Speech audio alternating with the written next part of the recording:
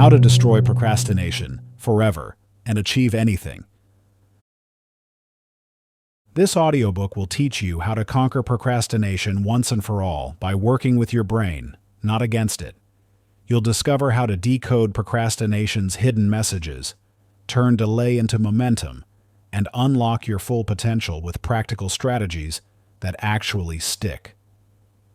If you've been waiting for the perfect time to start changing your life, this is it. Introduction. For decades, we've approached procrastination as the enemy, a character flaw to overcome, a bad habit to break, a weakness to eliminate. We've been bombarded with time management techniques, productivity hacks, and motivation strategies, all designed to cure us of this supposed ailment. But what if our fundamental understanding of procrastination has been completely backward? The truth is, procrastination isn't your enemy. It's a sophisticated feedback mechanism, carefully crafted by evolution to protect and serve you. When understood correctly, it becomes clear that procrastination isn't a bug in our mental programming. It's a feature. It's your brain's way of flagging important information about your decisions, your environment, and your true priorities. Think about it. Why would a trait that supposedly hinders our success persist so strongly in human behavior? From an evolutionary standpoint, truly destructive traits tend to be eliminated over time. Yet procrastination remains prevalent across cultures, generations, and achievement levels. This suggests it serves a deeper purpose, one that until now we've failed to recognize and harness. The conventional wisdom tells us to fight against procrastination, to overcome it through sheer willpower and rigid systems. But this approach is like trying to silence a car's check engine light without addressing what triggered it. Just as that warning light communicates crucial information about your vehicle's health, procrastination signals important data about your mental and emotional state, your decision-making process, and your relationship with time itself. This book introduces the momentum matrix, a groundbreaking framework that transforms procrastination from a source of shame into a powerful tool for success. Unlike traditional approaches that treat procrastination as a problem to solve, the momentum matrix reveals how to decode and harness procrastination's hidden messages, turning what seems like your greatest weakness into your competitive advantage. You'll discover why feeling guilty about procrastination only reinforces the cycle, and how traditional productivity advice often backfires by ignoring the sophisticated psychological mechanisms at play. More importantly, you'll learn how to work with your natural rhythms instead of against them, creating a sustainable approach to achievement that doesn't require constant willpower or rigid self-discipline. This isn't about becoming perfect. It's about becoming powerful. It's about understanding that your tendency to procrastinate isn't a character flaw, but a sophisticated internal guidance system waiting to be properly interpreted and utilized. When you learn to decode its signals, procrastination transforms from a source of shame into a catalyst for deeper insight, better decisions, and more meaningful action.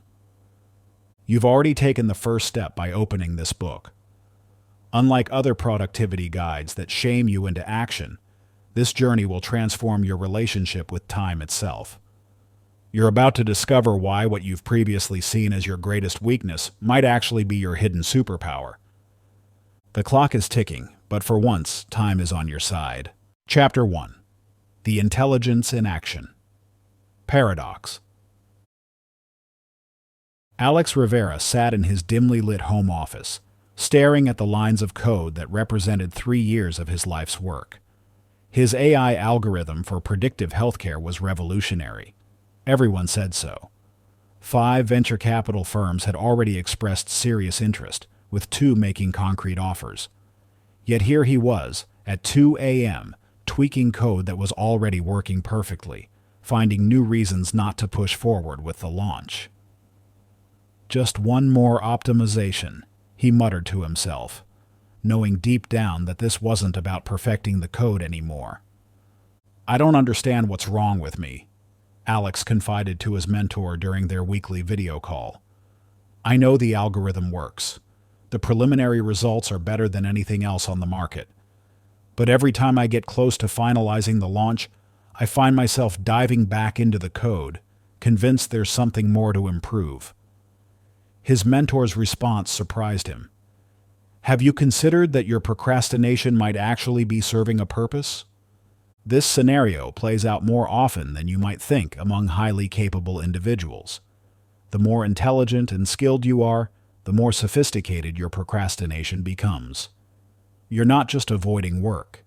You're engaging in what appears to be productive activity, all while postponing the main event. This is what I call the intelligence inaction paradox. Take the real-life example of Adam Grant, the acclaimed organizational psychologist and author. While writing his groundbreaking book Originals, Grant found himself repeatedly delaying the writing process. But something unexpected happened during those periods of apparent procrastination. Rather than resulting in a rushed, inferior product, these delays led to deeper insights about creativity and innovation. Grant discovered that moderate procrastination can actually enhance creative thinking and problem-solving, challenging the common belief that immediate action is always better. The key insight here isn't that procrastination is universally good or bad. It's that highly intelligent individuals often use procrastination as an unconscious incubation period for ideas. When you find yourself engaging in productive procrastination, you're not just avoiding work. You're often allowing your mind to process complex problems in the background, leading to more innovative solutions. Jennifer, a product designer at a major tech company, learned to harness this principle to transform her relationship with procrastination. I used to beat myself up for not immediately jumping into new projects, she shares. But I noticed that my best designs often came after periods where I seemed to be dragging my feet. What looked like procrastination to others was actually my brain processing multiple approaches and possibilities. Jennifer developed a system she calls conscious delay, where she deliberately builds in what she previously would have considered procrastination time. Rather than forcing immediate action, she allows herself a set period for what appears to be unrelated activities, reading, sketching, or working on minor tasks. The difference is that now I trust this process instead of fighting it, she explains. When I finally sit down to work on the main project, I come with clearer insights and more innovative solutions. This isn't permission to indefinitely postpone important work. Rather, it's about recognizing that what feels like procrastination might actually be your mind's way of working through complex problems. The key is learning to distinguish between destructive procrastination, avoiding work out of fear or habit, and constructive procrastination, allowing time for deeper processing and insight. Like Alex Rivera, you might find that your tendency to delay isn't simply a failure of will. It's often a sophisticated mental process seeking optimal solutions. Alex eventually realized that his constant code refinements weren't just avoidance. They were his brain's way of ensuring he had considered every possible scenario and implication of his algorithm. When he finally launched, his product was more robust and well thought out than if he had rushed to market at the first opportunity. Take a moment now to reflect. Think about your most successful project. How many of your best ideas came during periods of productive delay rather than immediate action? What might this tell you about your optimal creative process? Chapter 2. Your Brain's Hidden Patterns. Dr. Sarah stood in the operating room, her steady hands navigating through one of the most complex brain surgeries of her career. A tumor, deeply embedded in the patient's temporal lobe, required absolute precision and unwavering focus. Not once during the 6-hour procedure did she hesitate or delay a single decision. Yet back in her office, a stack of routine paperwork had been sitting untouched for weeks, growing taller by the day. Insurance forms, patient follow-ups, and department reviews, all crucial but somehow impossible to start. It doesn't make sense. she confided to her colleague during a rare coffee break. I can make split-second decisions with someone's life in my hands, but asking me to fill out a standard evaluation form feels like climbing Mount Everest. This stark contrast in her behavior wasn't just an isolated quirk. It was a window into how our brains process different types of tasks, and why the conventional understanding of procrastination as a simple character flaw misses the mark entirely. Dr. Caroline Leaf's journey from struggling graduate student to pioneering neuroscientist offers a fascinating glimpse into this phenomenon. Early in her academic career, Leaf found herself consistently postponing writing assignments while excelling in hands-on research. Rather than accepting this as a personal failure, she turned her scientific curiosity toward understanding the neural mechanisms at play. What I discovered changed everything, Leaf explains. Through neuroimaging studies, we found that different types of tasks activate distinct neural pathways. The brain doesn't view all activities through the same lens. It processes them differently based on their nature, urgency, and the type of cognitive engagement they require. Think about your own patterns for a moment. You might find yourself readily tackling certain challenging tasks while consistently avoiding others that seem objectively easier. This isn't random. It's your brain following deeply ingrained neural pathways that have been shaped by experience, emotion, and biological predisposition. Maya Patel's story illustrates how understanding these patterns can transform productivity. As a tech startup founder, Maya struggled with an inconsistent work rhythm that baffled her team. She could code for hours without breaks, but would procrastinate endlessly on investor presentations. The traditional productivity advice, just push through, use timers, break tasks into smaller chunks, did nothing to address the root cause. I was fighting against my brain's natural patterns instead of working with them, Maya recalls. Once I understood that different tasks activated different neural pathways, I stopped treating all work as interchangeable blocks of time. This insight led her to develop what we now call the task type template, a revolutionary approach to workflow management based on neural activation patterns. The science behind this is fascinating but straightforward. When you engage in a task that aligns with your brain's preferred activation patterns, you experience what neuroscientists call flow state, that effortless sense of being in the zone. Conversely, tasks that require different neural pathways can feel like pushing against an invisible barrier, triggering procrastination as your brain seeks activities that match its preferred activation patterns. Consider Dr. Martinez's case again. During surgery, her brain operates in a state of focused, real-time decision-making, activating neural pathways that have been strengthened through years of training and experience. The immediate feedback and clear consequences create an environment where procrastination isn't even a consideration. Administrative paperwork, however, activates different neural pathways associated with abstract planning and delayed rewards, areas where her brain hasn't developed the same strong neural connections. This understanding led to a breakthrough in how we approach procrastination. Instead of viewing it as a uniform behavior to be overcome through sheer willpower, we can now map our personal procrastination profile based on how different tasks interact with our brain's natural tendencies. Maya's implementation of this approach transformed her company's productivity. We stopped treating all tasks as equal and started mapping them according to their neural engagement patterns, she explains. Team members now track their natural rhythms and task preferences, allowing us to align assignments with individual brain patterns rather than forcing everyone into the same productivity template. The implications of this research extend far beyond individual productivity. Organizations that have implemented neural pattern-based task assignment report significant improvements in both efficiency and employee satisfaction. When people work in alignment with their brain's natural patterns rather than against them, procrastination naturally decreases while engagement and quality of work increase. This brings us to your challenge for the next 24 hours. Instead of fighting against your procrastination, you're going to study it with scientific curiosity. Every time you notice yourself delaying a task, document not just what you're avoiding, but what you're gravitating toward instead.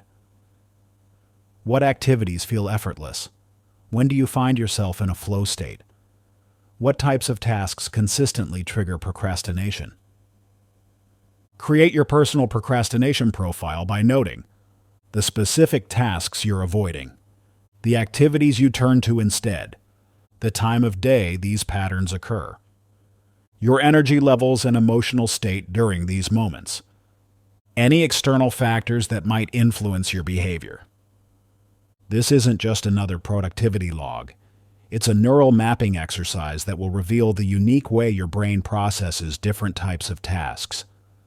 Understanding these patterns is the first step toward transforming procrastination from an enemy into a valuable source of information about how your brain works best. As Dr. Leaf discovered in her research, when we stop fighting our brain's natural patterns and start working with them, procrastination ceases to be a problem to solve and becomes a tool for optimization.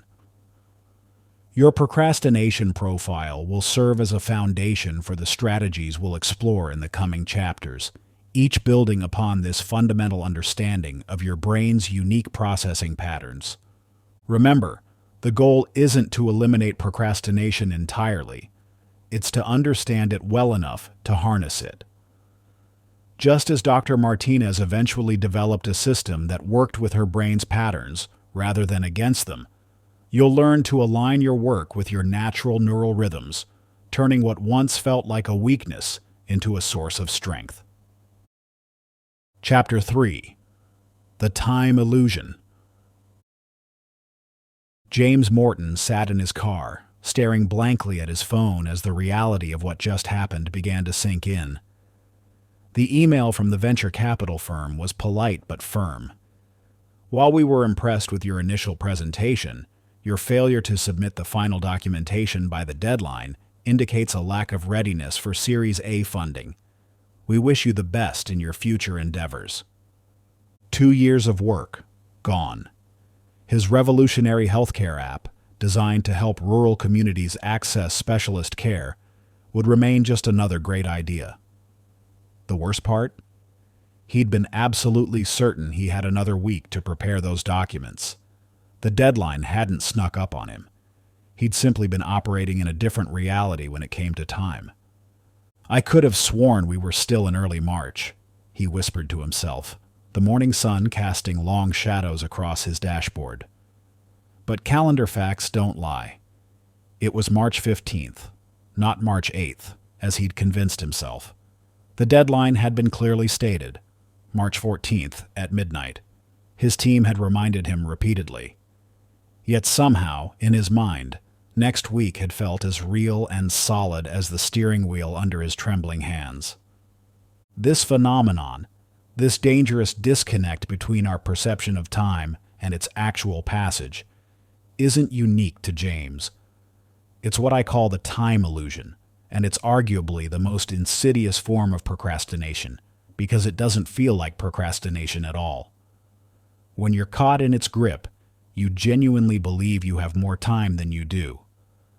Warren Buffett's early career offers a fascinating glimpse into this challenge. While many know him as the Oracle of Omaha, few are aware of his early struggles with time management and procrastination. In my 20s, Buffett once shared, I lost several promising investment opportunities not because I couldn't analyze the companies, I could do that in my sleep, but because I fundamentally misunderstood the nature of time itself. This admission led to the development of his famous two-list strategy, though its origins as a tool for combating the time illusion aren't widely known. Buffett's breakthrough came when he realized that his perception of time was as important as his perception of market value. I needed to treat time with the same respect I gave to money, he explained. You wouldn't casually miscount your dollars by a factor of 2, so why do we so easily miscount our days? Lisa Chen, a marketing executive at a Fortune 500 company, experienced a similar awakening. Her story perfectly illustrates both the problem and the solution. I was known as the deadline crusher, she recalls. I prided myself on working well under pressure, pulling all-nighters to deliver campaigns at the last minute. I thought this was just my process, until it nearly cost me everything. The campaign was for a major client, a multinational corporation looking to rebrand their entire product line. Lisa had 6 weeks to prepare. In her mind, 6 weeks felt like an ocean of time. I'll start the serious work next week, she told herself. I work better under pressure anyway. But next week became the week after, and suddenly she found herself with just days to complete what should have been a month-long process. What happened next changed my entire approach to time, Lisa explains. I was working on the presentation at 3 a.m., running on nothing but coffee and panic, when I had a moment of absolute clarity. I wasn't actually working better under pressure, I was just working.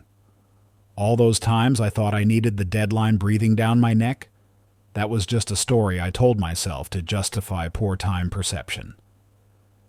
This realization led Lisa to develop what would later become the Time Reality Reset, a practical system for recalibrating how we perceive and interact with time. The system emerged from her understanding that time perception is not fixed. It's a skill that can be developed and refined. To understand how this works, let's follow 2 parallel scenarios that played out in Lisa's department after she implemented the Time Reality Reset. Both involved launching major marketing campaigns with similar 6-week timelines. In the first scenario, Team A operated under the traditional model, the one most of us use by default.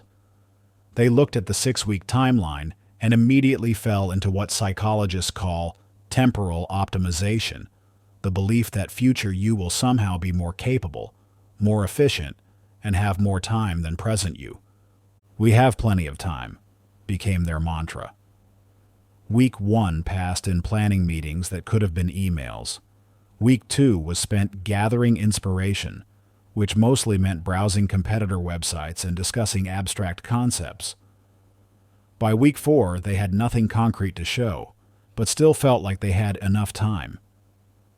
It wasn't until week 5 that panic set in, leading to a frantic rush that produced subpar work and left the team burned out. In contrast, Team B applied the Time Reality Reset. They started by doing what Lisa calls time translation, converting the 6-week timeline into concrete working hours. 6 weeks suddenly became 30 working days, which translated to roughly 240 working hours.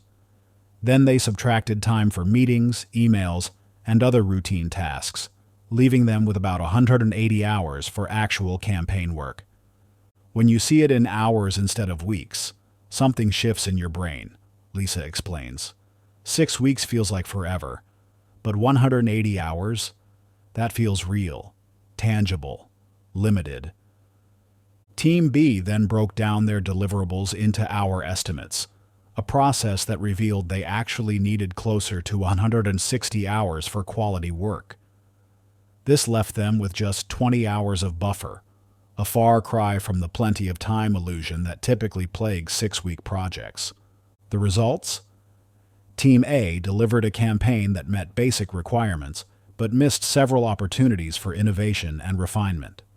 Team B, working with their recalibrated time perception, delivered work that exceeded client expectations and included several innovative elements that only became possible because they had time to iterate and refine.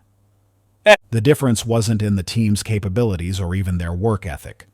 The difference was in their perception of time and, consequently, how they used it.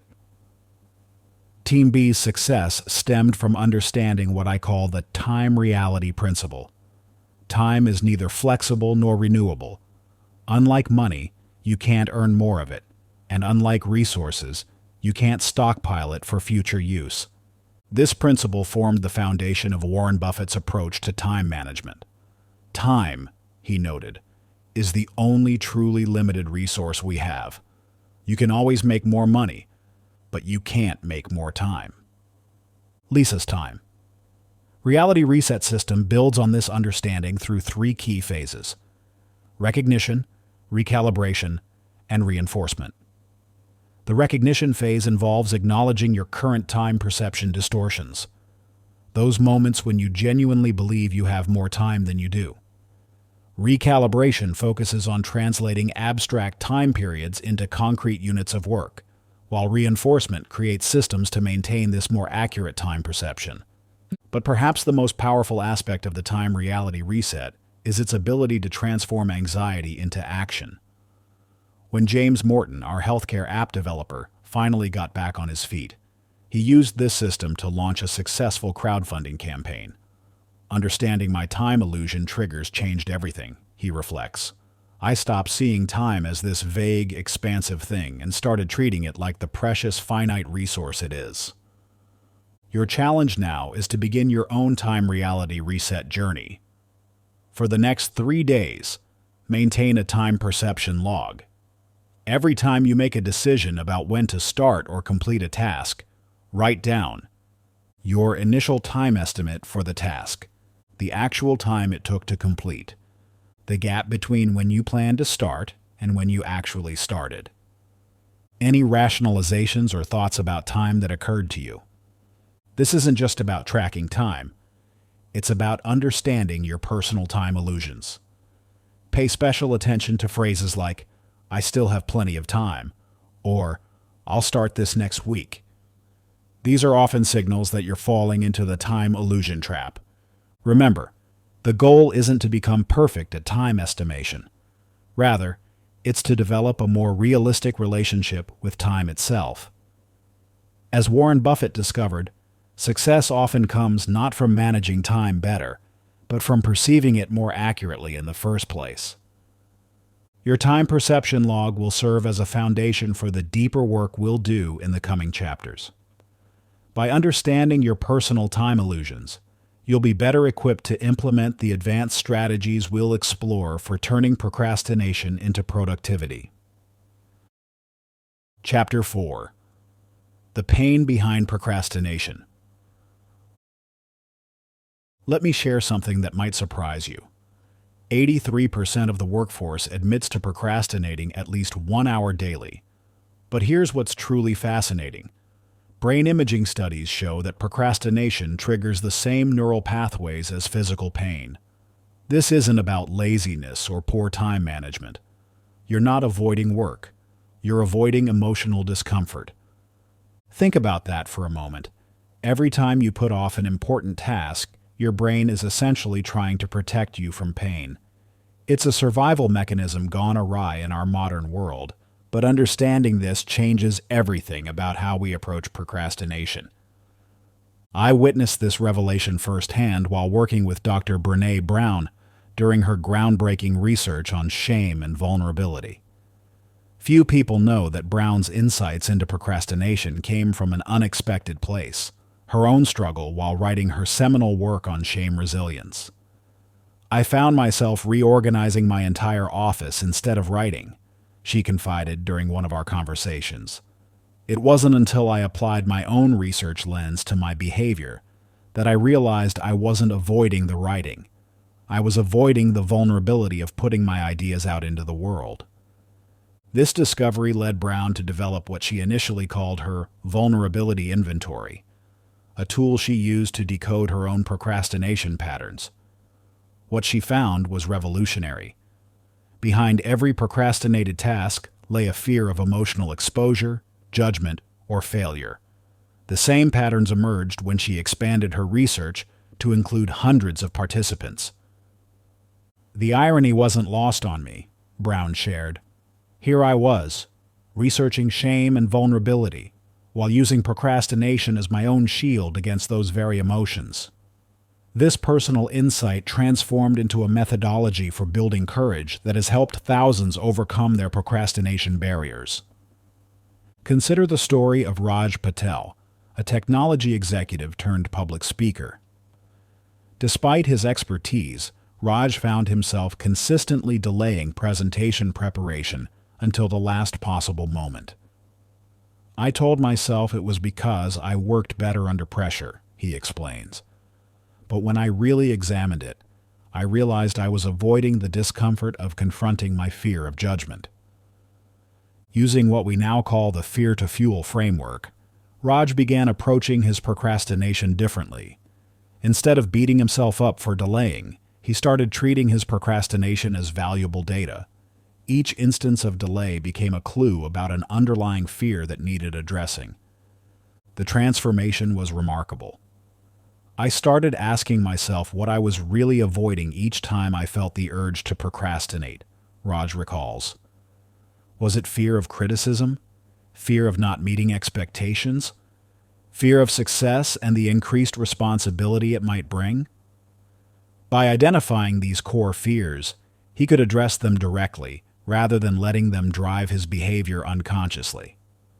What's particularly interesting about Raj's case is how he turned his procrastination pattern into a structured creativity process. I realized that my tendency to delay wasn't just about fear. It was also my brain's way of processing information and generating ideas. Once I understood this, I could harness it constructively. This leads us to a crucial understanding.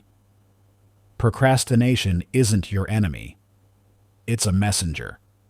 Each time you feel that urge to delay, your brain is trying to tell you something important about your fears, your needs, or your readiness for a particular task. Let's pause here for a moment of honest reflection. Take out your journal or open a new note on your phone. I want you to think about the 3 tasks you most consistently procrastinate on. Write them down. Now, for each task, complete this sentence 3 different ways. What I'm really afraid of is... Don't rush this exercise. Sit with each fear as it emerges. You might be surprised by what surfaces. Some fears might seem obvious. Fear of failure, fear of criticism. Others might be more subtle. Fear of success, fear of outgrowing relationships, fear of having to maintain a new standard of excellence. Remember, this isn't about judgment. You're not trying to eliminate these fears. You're simply bringing them into the light where they can be examined and understood. As Dr. Brown often says, the only way out is through. By acknowledging these fears, you begin to loosen their grip on your behavior. Chapter 5. Breaking Free from the Perfectionism Trap.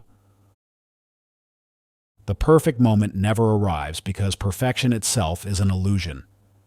This truth hit me like a thunderbolt while watching Simone Biles during the 2016 Olympics. What most viewers saw was flawless execution. What they missed was the years-long internal battle that almost prevented her from stepping onto that mat at all. Few people know that Biles, arguably the greatest gymnast of all time, once struggled with what her coaches called training paralysis. She would spend hours repeating the same routine, seeking an impossible standard of perfection that left her mentally exhausted and physically at risk of injury. I used to think that if I couldn't do something perfectly in practice, I wasn't ready for competition, Biles shared during one of our conversations. It was paralyzing. I'd rather not try than risk doing it imperfectly. This perfectionism paradox, where the pursuit of excellence actually prevents excellence, isn't unique to Olympic athletes. It's a pattern I've witnessed countless times across all fields of human endeavor. The higher the achiever, the more likely they are to fall into this trap. But Biles' story reveals something crucial about breaking free from it. The turning point came when her coach, Cecile Landy, introduced what they called the progress mindset. Instead of chasing perfect routines, Biles began focusing on incremental improvements. It completely changed how I approach training, Biles explains. Instead of asking, "Is this perfect?" I started asking, "Is this better than yesterday?" The irony is, when I stopped obsessing over perfection, my performances actually improved. This shift mirrors what I witnessed while working with Claire Zhang, a marketing director at a Fortune 500 company. Claire was known for her brilliant campaigns, but also for missing deadlines because she couldn't stop tweaking her work. I had this voice in my head constantly whispering, "Not good enough," she recalls. I'd spend hours adjusting font sizes by fractions of a point, rewriting sentences that were already clear, searching for problems that didn't exist.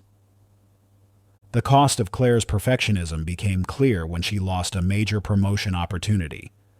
Despite creating objectively superior work, her inability to release projects in a timely manner was holding her back. This wake-up call led us to develop what I now call the excellence calibration method.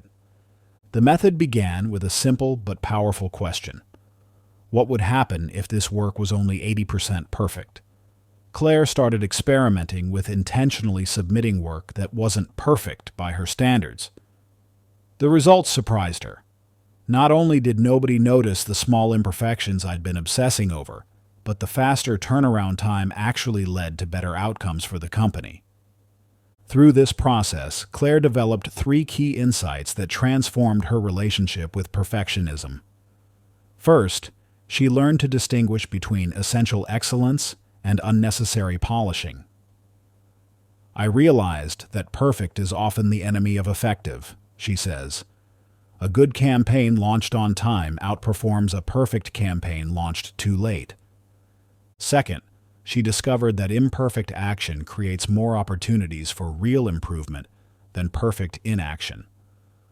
By releasing work faster, she could gather actual feedback instead of relying on her assumptions about what needed improvement. This led to her third insight. Perfectionism often masks a fear of judgment rather than a genuine pursuit of excellence.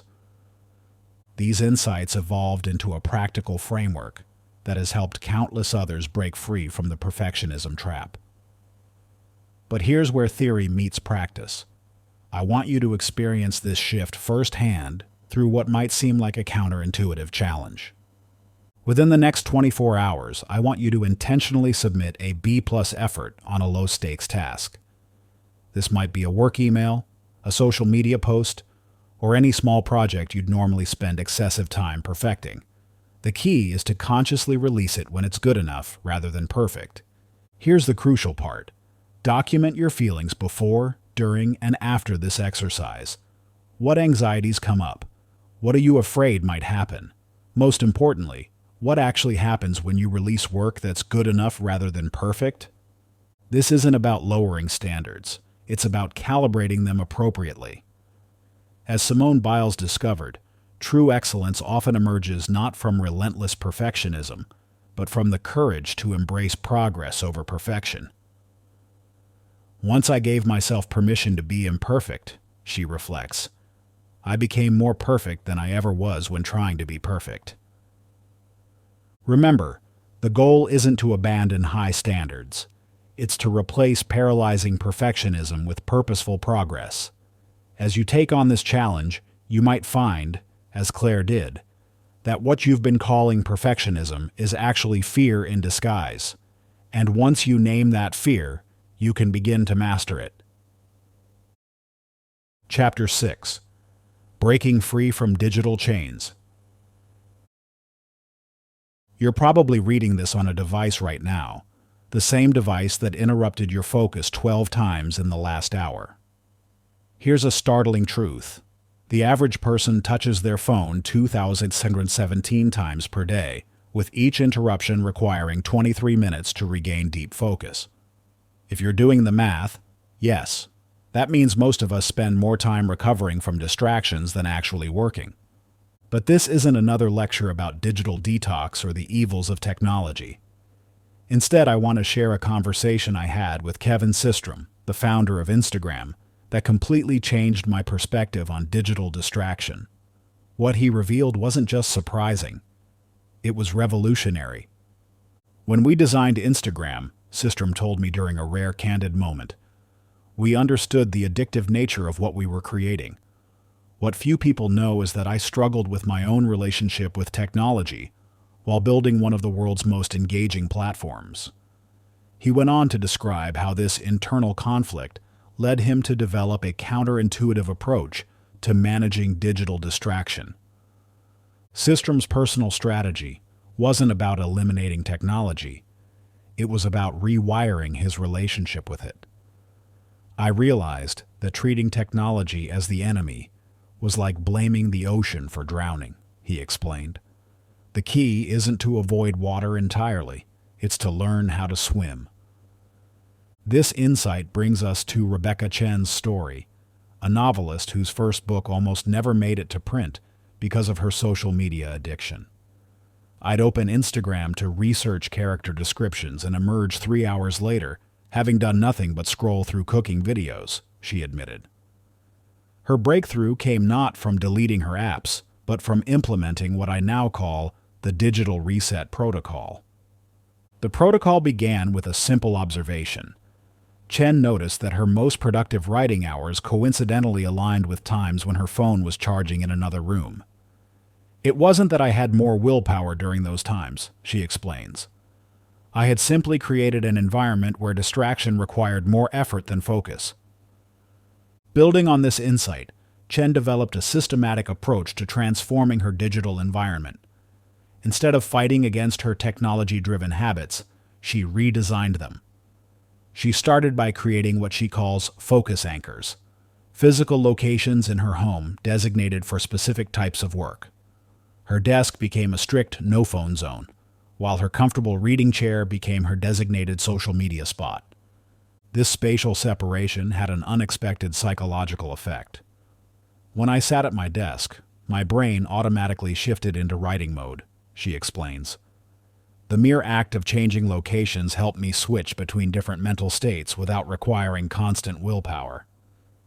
But the real breakthrough came when Chen discovered the power of technological alignment. Rather than viewing her devices as enemies, she began using them as allies.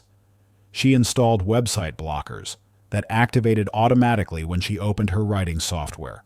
She set up an automation that would post pre-written social media updates while she was in her designated writing time. I wasn't fighting technology anymore, she says. I was making it work for me instead of against me. The results were transformative. Within 6 months of implementing these changes, Chen completed her manuscript. More surprisingly, her social media following actually grew during this period, despite spending less time on the platforms. By batching my social media engagement into specific time blocks, I was more present and intentional when I did engage, she explains. This brings us to your challenge for the next 48 hours. I want you to implement what I call the tech light window experiment, but with a crucial twist. You're not doing it alone.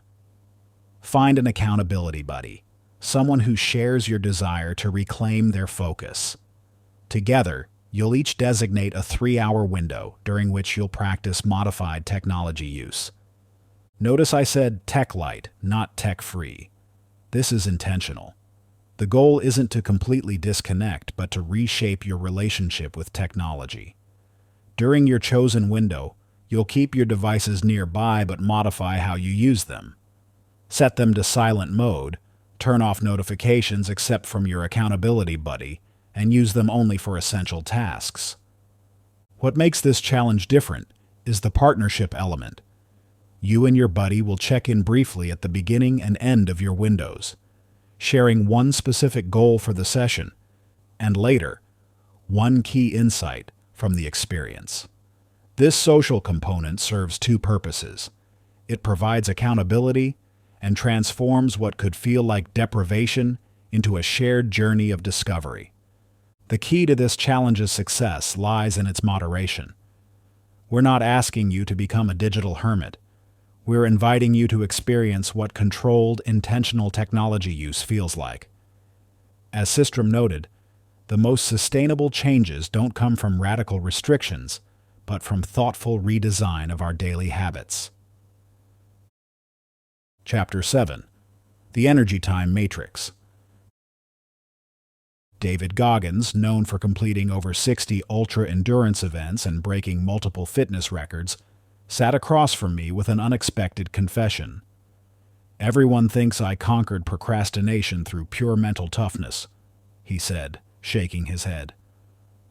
But I was stuck in the same trap as everyone else, trying to brute force my way through every hour of the day as if they were all created equal.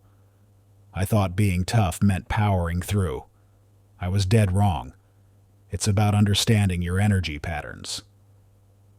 This revelation from one of the world's toughest athletes challenges everything we think we know about overcoming procrastination.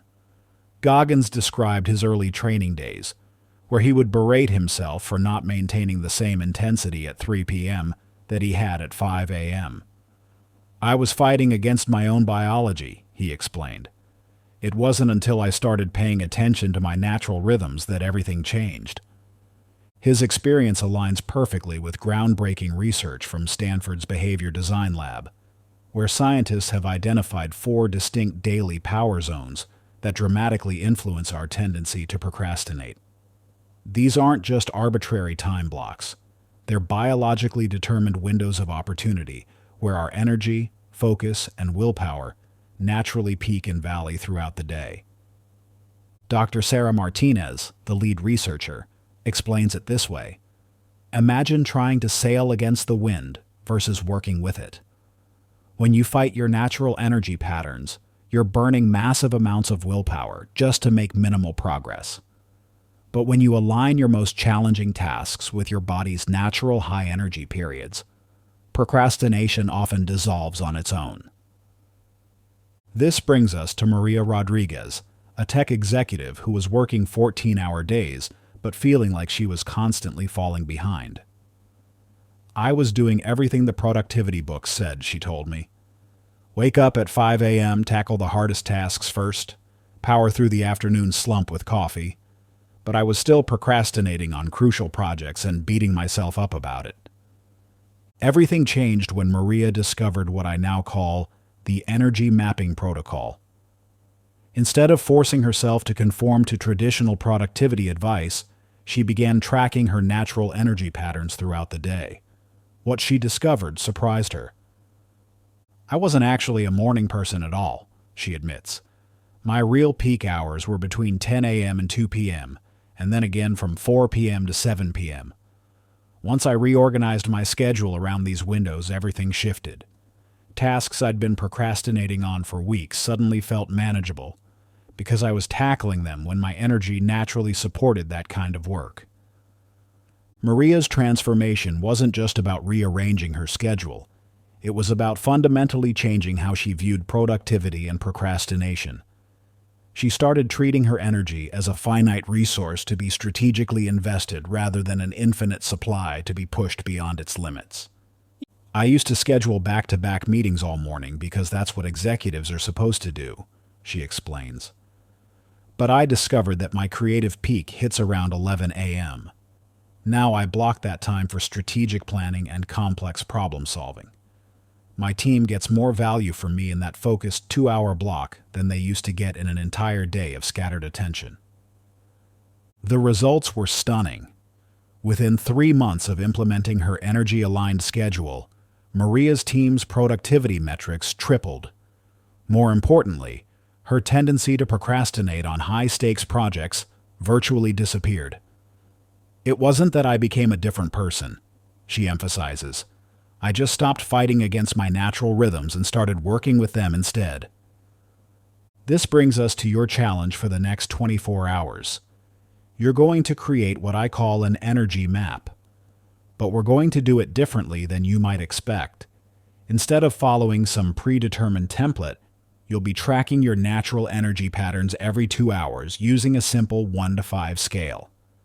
The key here isn't just the numbers. It's the awareness that comes with regular check-ins. At each 2-hour interval, ask yourself 3 questions. What's my energy level right now? What type of work feels most natural at this moment? What am I resisting or procrastinating on?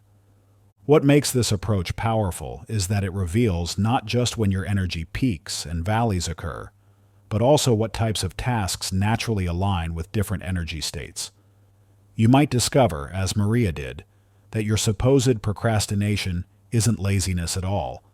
It's your body telling you that you're trying to do the right work at the wrong time. Remember Goggins' realization. True discipline isn't about forcing yourself to be equally productive every hour of the day. It's about understanding your natural rhythms and strategically aligning your most important work with your periods of peak energy. This isn't about working less. It's about working smarter by finally cooperating with your body's natural energy patterns instead of constantly fighting against them. Chapter 8. The Motivation Myth. Motivation isn't the driver of action, it's the result of it. This simple truth shatters everything we've been taught about how to overcome procrastination. I discovered this paradox through Lin Wei, a brilliant software engineer whose revolutionary app idea remained trapped in his mind for 3 years while he waited for the right motivation to begin coding. I had the skills, the market research, even interested investors, Lin confessed during one of our coaching sessions. But every morning I'd wake up hoping to feel that magical surge of motivation everyone talks about. When it didn't come, I'd tell myself, tomorrow will be different, and spend another day watching tutorials or tweaking my business plan instead of actually building the product. Lin's story mirrors a pattern I've seen countless times. Talented individuals trapped in an endless cycle of waiting for motivation to strike before taking meaningful action. But what if we've been looking at motivation completely backward? This brings us to Jeff Bezos and what I consider one of the most powerful yet underappreciated frameworks for breaking through procrastination. Before Amazon became a global giant, Bezos was a successful Wall Street executive facing a crucial decision: stay in his comfortable job or risk everything on an online bookstore idea. Instead of waiting for motivation or certainty, he developed what he called the regret minimization framework. I projected myself forward to age 80, Bezos shared during a private conversation, and asked myself, will I regret not taking this chance? The answer wasn't about feeling motivated. It was about making a decision that would minimize future regret. That completely changed how I approached action taking. What's fascinating about Bezos' approach is how it completely bypasses the need for emotional drive. During Amazon's early days, he faced countless moments where motivation was absent. There were mornings when I absolutely didn't feel like facing another day of uncertainty, he admitted. But the framework wasn't about feeling good. It was about taking action regardless of feelings. This brings us to what I call the action-first algorithm, beautifully illustrated through Jake Morrison's transformation. Jake was a talented screenwriter who spent 10 years preparing to write his first screenplay. He had outlined countless stories, attended workshops, and built an impressive network in Hollywood, yet hadn't written a single complete script. I kept waiting to feel ready, Jake explained. I had this idea that real writers felt this overwhelming urge to write, and since I wasn't feeling it, I must not be ready. Everything changed when Jake discovered research showing that motivation actually follows action rather than preceding it. I decided to test it with a ridiculous commitment, he shared. I would write for exactly 3 minutes every morning, no matter how I felt. Not 5 minutes, not 10, just 3. It seemed almost embarrassingly small, but that was the point. It was so tiny that my brain couldn't conjure up any reasonable excuses.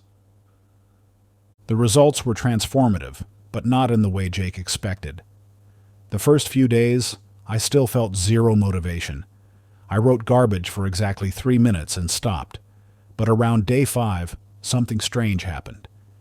After my 3 minutes were up, I actually wanted to continue. The motivation I'd been waiting for finally appeared, but only after I'd already started writing. Within 6 months, Jake had completed 2 full screenplays, one of which was recently optioned by a major studio. The irony is that I now feel motivated to write almost every day, he laughs. But that motivation only came after weeks of taking action without it. If I'd waited for motivation to strike first, I'd still be outlining and preparing to write. This pattern, action preceding motivation, has been documented repeatedly across various fields. Athletes, artists, entrepreneurs, and scientists all report the same phenomenon. Their most productive periods often begin with mechanical action rather than emotional inspiration. Think about the last time you put off exercising for days or weeks. When you finally did work out, what happened to your motivation for the next session? If you're like most people, you felt more motivated after taking action than you did before starting. This isn't coincidence. It's the action-motivation cycle in motion. But here's the crucial insight that separates those who break through procrastination from those who remain stuck. Successful individuals have learned to act without waiting for motivation. They understand that motivation is more like a reward than a prerequisite. It's what you earn through action, not what you need to begin. This brings us to your challenge for today, designed to prove this principle in your own life. First, identify a task you've been postponing that can be completed in under 5 minutes. This could be sending an important email, making that doctor's appointment, or organizing one small space in your home. The task itself matters less than its brevity. We're creating a controlled experiment to demonstrate the motivation follows action principle. Before you begin, rate your current motivation level for this task on a scale of 1 to 10. Now, without waiting for any change in that number, set a timer for 5 minutes and start the task immediately after reading this paragraph. Don't prepare, don't plan, don't wait for the right moment. Just begin. Chapter 9. The 5-Second Reset. Breaking Through Paralysis. 3, 2, 1, liftoff. When NASA launches a rocket, they don't wait for perfect conditions or complete certainty. They use a countdown sequence that commits them to action. This precise, methodical countdown overcomes the massive inertia holding a 4.4 million pound spacecraft to Earth. Most fascinating isn't the raw power involved. It's how this simple numerical sequence transforms overwhelming complexity into decisive action. Your brain faces a similar challenge every time you confront a task you've been avoiding. The weight of procrastination creates its own kind of inertia, and like a grounded spacecraft, no amount of wishing or waiting will overcome it. You need a launch sequence. This is where world champion surfer Laird Hamilton's story becomes particularly relevant. Standing at the edge of Jaws, one of the most dangerous big-wave surfing spots in the world, Hamilton discovered something crucial about human psychology. When you're staring down a 70-foot wave, your brain starts creating elaborate stories about all the things that could go wrong, he shared during a rare interview about his mental preparation techniques. I realized I needed a way to shut down that voice before it could take root.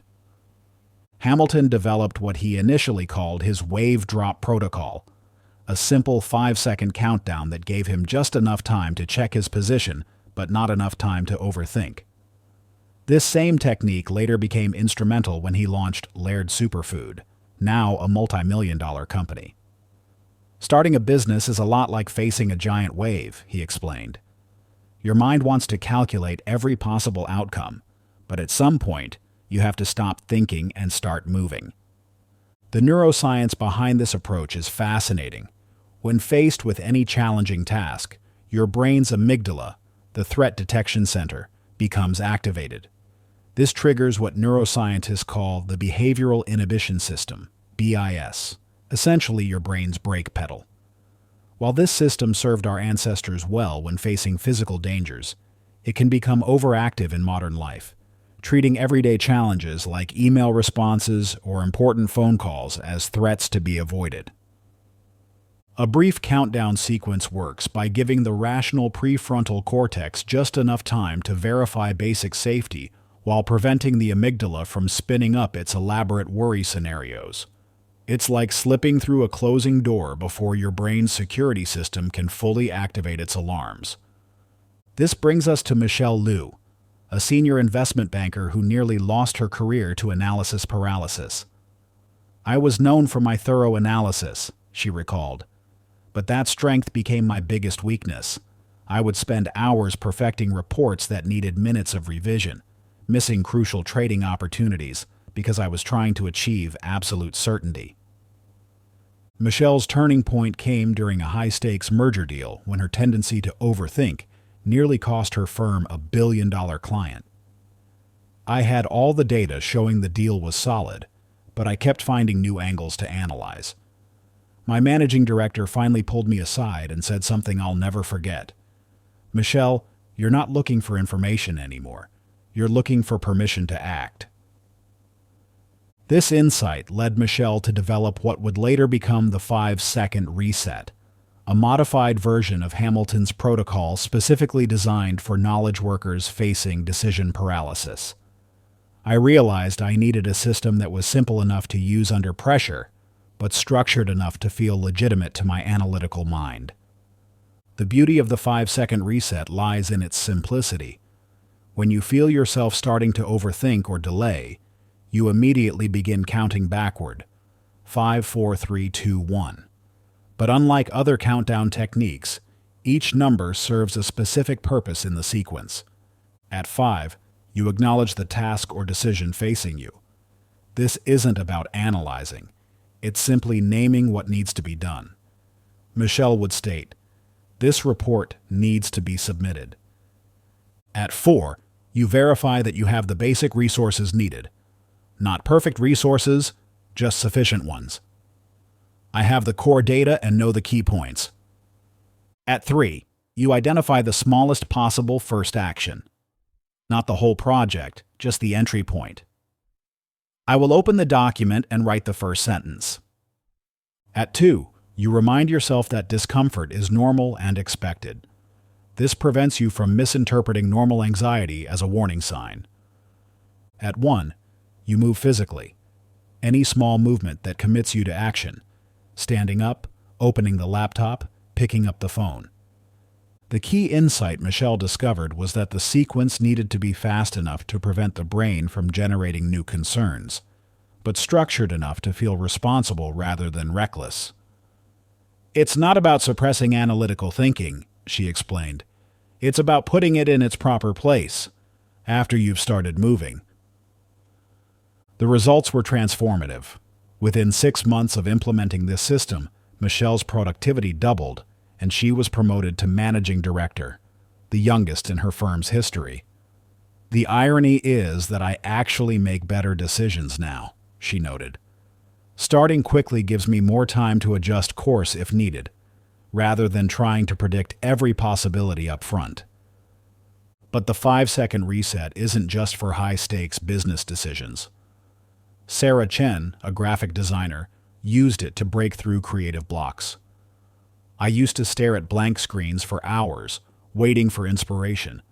Now I use the reset to start sketching anything, even if it's terrible. The amazing thing is that good ideas start flowing after I'm in motion." Marcus Rodriguez, a personal trainer, adapted it for clients struggling with workout motivation. The reset gives them just enough structure to get through the gym door. Once they're moving, their body takes over, and motivation usually kicks in. The key to making the reset work lies in understanding its purpose. It's not about making perfect decisions. It's about breaking the paralysis that prevents any decision. Think of it like jumping into a pool. You can spend an hour testing the water with your toe, or you can give yourself 5 seconds to jump. Either way, you'll get wet. But one approach gets you swimming much faster. Here's your challenge for today. First, identify 3 small but meaningful tasks you've been avoiding. These should be tasks that would take less than 15 minutes each to complete, but have been sitting on your mental to-do list for days or weeks. Write these tasks down, and next to each one, note your current level of resistance on a scale of 1 to 10. This becomes your baseline measurement. Now, set aside the next 45 minutes as your reset implementation window. You'll apply the 5-second reset to each task in succession, using the reset results tracker provided below to document both your actions and the emotional shift you experience. For each task, start your countdown, following the specific focus for each number as described above. At 1, take immediate physical action, no hesitation allowed. Complete the task, or work on it for at least 10 minutes if it's longer. Record your resistance level after taking action. Note any insights or observations about how your emotional state changed. The goal isn't perfection, it's movement. Remember Michelle's insight. You're not looking for permission to act, you're practicing the skill of action itself. This exercise will provide immediate, tangible evidence of the reset's effectiveness, while building your confidence through quick wins. Chapter 10. Strategic Procrastination. When waiting is actually winning. Research from Harvard Business School revealed a startling truth that challenges everything we think we know about decision-making. 28% of executives' most successful decisions came from intentionally delayed responses. This isn't just counterintuitive, it's revolutionary. While our fast-paced world constantly pushes us toward instant reactions, this finding suggests that our most impactful choices often benefit from strategic waiting. Consider Charlie Munger, Warren Buffett's right-hand man at Berkshire Hathaway. In 1997, when technology stocks were soaring and pressure mounted to join the dot-com boom, Munger did something that seemed unthinkable at the time. Nothing. Everyone called us dinosaurs, he later reflected. But what they saw as procrastination was actually careful consideration. This deliberate pause saved Berkshire Hathaway billions when the bubble burst in 2000. More importantly, it demonstrated the profound difference between reactive procrastination and strategic delay. The distinction lies in intention. When you procrastinate reactively, you're avoiding a decision out of fear or uncertainty. But strategic delay is about creating space for deeper understanding. Munger's approach wasn't about avoiding decisions. It was about allowing time for better ones to emerge. The big money is not in the buying and selling, he often says, but in the waiting. This principle extends far beyond investing. Emma Thompson, a creative director at a leading advertising agency, discovered this truth the hard way. I used to pride myself on quick decisions, she shares. Client wants a campaign concept? I'd have it ready by tomorrow. But I noticed a pattern. Our rushed campaigns rarely won awards or drove significant results. Everything changed when Thompson accidentally discovered the power of strategic delay. During a particularly hectic week, she was forced to put a major campaign decision on hold. I felt terrible about it, she admits. But when I returned to the project 5 days later, I saw everything differently. Solutions I hadn't considered suddenly seemed obvious. This experience led Thompson to develop what we now call the optimal delay framework. Instead of viewing delayed decisions as failures, she began intentionally building pause periods into her creative process. For major campaigns, she instituted a mandatory 48-hour reflection window between initial concept development and final approval. The results were remarkable. Campaign effectiveness increased by 40%, and client satisfaction scores rose dramatically. The key, Thompson explains, is distinguishing between productive and unproductive delay. When I'm actively processing information during a pause, that's strategic. When I'm just avoiding the decision out of fear, that's procrastination. The optimal delay framework works by creating structured waiting periods matched to decision complexity. Small decisions might need only a few hours, while major strategic choices could benefit from several days of intentional processing. During this time, you're not ignoring the decision. You're allowing your subconscious mind to work on it, while consciously gathering additional insights. The science behind this approach is fascinating. Neuroscientists have found that our brains continue processing complex decisions even when we're not actively thinking about them. This background processing often leads to more nuanced solutions than immediate responses would provide. Your challenge: the strategic pause exercise. Over the next 2 days, you'll experience the power of strategic delay firsthand. Here's your task. First, identify one important decision you're currently facing. It should be significant enough to matter, but not so urgent that it requires immediate action. Write this decision down in detail, including your initial thoughts about possible choices. Next, commit to not making this decision for 48 hours. During this time, you'll engage in structured reflection rather than avoidance. Set 3 specific times over these 2 days when you'll spend 10 minutes thinking about the decision from a new angle. During each reflection period, write down any new insights or perspectives that emerge. The key is to remain engaged with the decision while resisting the urge to resolve it immediately. Notice how your thinking evolves and what new considerations arise during this intentional pause. At the end of the 48 hours, document your final decision and compare it to your initial thoughts. What changed? What improved? Remember, this isn't about procrastination. It's about purposeful pause. You're not avoiding the decision. You're giving it the space it deserves to develop into its best possible form. Chapter 11. The Science of Strategic Time Blocks. Time isn't just about minutes and hours. It's about energy, focus, and the invisible rhythms that govern our peak performance. Michael Phelps, the most decorated Olympian in history, understood this at a level few others have achieved. While most elite swimmers structured their training around traditional morning and afternoon sessions, Phelps approached his schedule differently. He discovered that his body responded best to 3 distinct training blocks: an intensive morning session focused on technique, a mid-afternoon block dedicated to strength work, and an evening period for mental preparation and visualization. But what made Phelps's approach truly revolutionary wasn't just when he trained. It was how he protected these time blocks. People think it's about discipline, his coach Bob Bowman shared, but it's really about understanding how the mind and body work together. Michael didn't just show up for practice.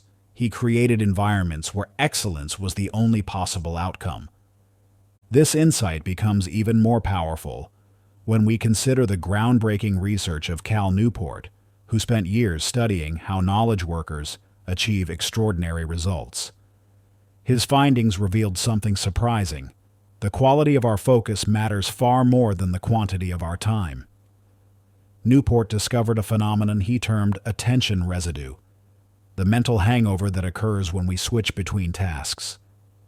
Even brief interruptions can leave our minds processing the previous activity for up to 23 minutes, severely compromising our ability to engage deeply with new tasks. Think about that for a moment. Every time you check your phone during focused work, you're not just losing a few seconds. You're potentially compromising nearly half an hour of quality mental performance. This reality becomes even more stark when we consider that the average knowledge worker checks their phone 150 times per day. Alex Patel, a senior software developer at a Silicon Valley startup, learned this lesson the hard way. Despite working 12-hour days, his productivity kept declining. "I was always busy, but I wasn't getting anything meaningful done," he admits. "I'd start coding, get interrupted by a Slack message, respond to an email, join a quick meeting, and before I knew it, the day was over without any substantial progress on my core projects." Everything changed when Alex discovered the concept of attention residue through Newport's work.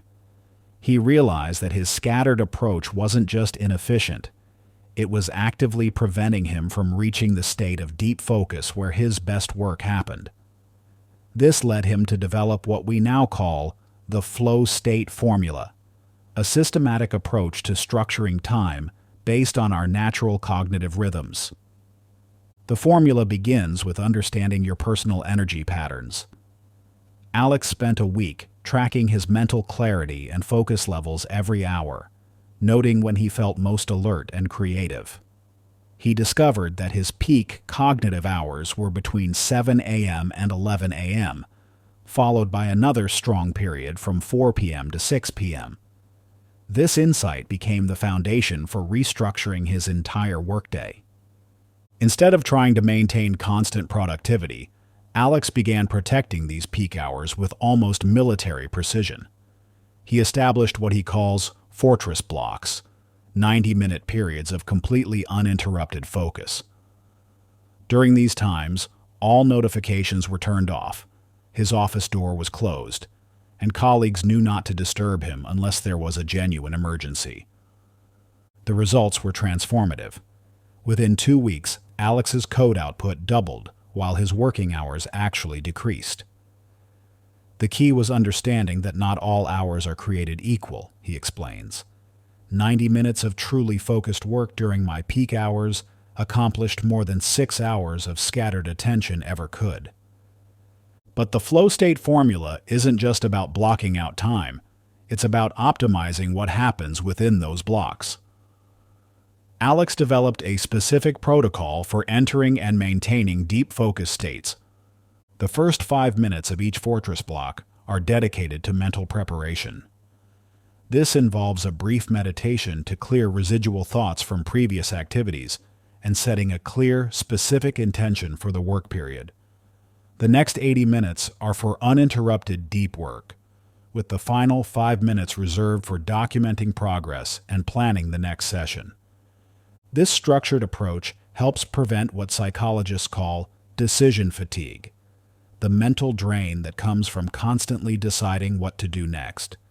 By planning his focus blocks in advance and establishing clear protocols for how to use them, Alex eliminated the energy waste of context switching and continuous reprioritization. The most surprising benefit, however, came from what Alex didn't do during his fortress blocks. By accepting that certain hours were sacred for deep work, he stopped feeling guilty about being unavailable during these times. This psychological freedom actually made him more present and effective during collaborative hours, creating a positive ripple effect throughout his team.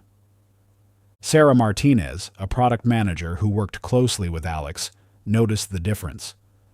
At first, I was skeptical about him being unreachable for chunks of the day, she admits. But his output became so much more consistent and higher quality that it actually made our entire team more efficient. We started adopting similar practices, and our project timelines shortened dramatically.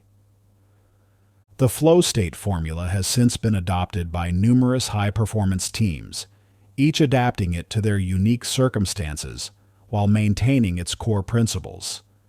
Identify peak hours, create unbreakable focus blocks, and establish clear protocols for entering and maintaining deep work states. Your challenge: the Peak Performance Protocol. Tomorrow you'll experience the power of strategic time blocking firsthand. Here's your task. Tonight, identify your single most important task for tomorrow, something that requires your best thinking and focused attention. Block out 90 minutes during what you believe might be your peak cognitive hours.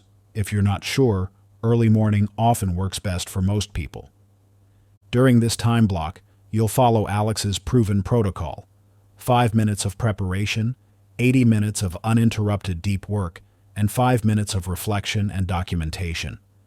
Turn off all notifications, find a quiet space, and protect this time as if your professional success depends on it, because increasingly, it does. Before beginning, write down your specific goal for the session. After completing the block, document 3 things: what you accomplished, how it felt different from your normal work pattern, and what you learned about your own focus capacity. This isn't just about getting more done. It's about discovering your personal path to peak performance. By understanding and working with your natural rhythms rather than against them, you'll unlock levels of productivity and satisfaction you might never have thought possible. Chapter 12. Building your focus muscle. Close your eyes for a moment and imagine this. You're standing in a dimly lit room, wearing 40 pounds of protective gear, staring down at an intricate maze of wires. Your hands are steady, your breathing controlled. The lives of dozens depend on your next move. As a bomb disposal expert, you can't afford a single moment of distraction. Not a wandering thought, not a slight tremor, not even a blink at the wrong time. This is the reality for people like James Harrison, who spent 15 years on the bomb squad, where a lapse in concentration could mean catastrophe. People assume we're just naturally focused, Harrison explains, wiping sweat from his brow as he recounts his experiences. But that's not true at all. We train our concentration like athletes train their muscles. Every day, every hour, we're working on our mental fitness. This revelation, that focus isn't a fixed trait but a trainable skill, changes everything about how we approach concentration in our daily lives. Consider Magnus Carlsen, the world chess champion, who regularly maintains intense concentration for matches lasting 5 to 6 hours. While his chess prowess is well documented, few know about his systematic approach to building mental stamina. Chess players aren't born with supernatural focus, Carlsen revealed during a rare interview about his training methods. We develop it through specific practices that anyone can learn. Carlsen's method begins surprisingly simply. He starts each day with a 5-minute breathing exercise, gradually extending the duration over weeks and months. But what's fascinating is how he combines this with progressive challenge levels. He doesn't just meditate. He introduces small distractions and trains himself to maintain focus despite them. Beginning with subtle background noises, he gradually works up to practicing complex chess calculations in increasingly disruptive environments. This principle of progressive overload, the same one bodybuilders use to build physical strength, applies remarkably well to mental focus. Sarah Chen, a senior account manager at a global consulting firm, discovered this truth when her chronic distraction nearly cost her a major client. I was drowning in a sea of notifications, emails, and mental chatter, she admits. I could barely focus for 10 minutes without reaching for my phone or switching tasks. Sarah's turning point came when she realized that berating herself for poor focus was like criticizing someone for being weak who'd never stepped inside a gym. Instead of expecting instant results, she began treating concentration as a muscle that needed systematic training. Working with a performance coach, she developed what we now call the Progressive Focus Training System. The system starts with an honest baseline assessment. Sarah spent 3 days tracking her natural focus patterns, discovering that her average concentration span was just 8 minutes before succumbing to distraction. Instead of getting discouraged, she used this as her starting point. The key was removing all judgment, she explains. You wouldn't judge a beginner for not being able to run a marathon. This was my starting line. Sarah began with 10-minute focused work sessions, using a simple timer and a specific task. The crucial element was complete focus during these periods. No phones, no emails, no mental multitasking. After each session, she took a 2-minute break, noting both her success and any challenges in her focus fitness log. The logging part was essential, she emphasizes. It helped me see patterns in what triggered my distractions and celebrate small improvements. As her mental stamina improved, Sarah gradually increased the duration of her focus sessions. By week 4, she could maintain solid concentration for 25 minutes. By month 3, she regularly worked in focused 90-minute blocks, taking strategic breaks between sessions. The impact on her work was profound. My productivity didn't just double, the quality of my thinking improved dramatically. I started seeing connections and solutions I would have missed in my previously scattered state.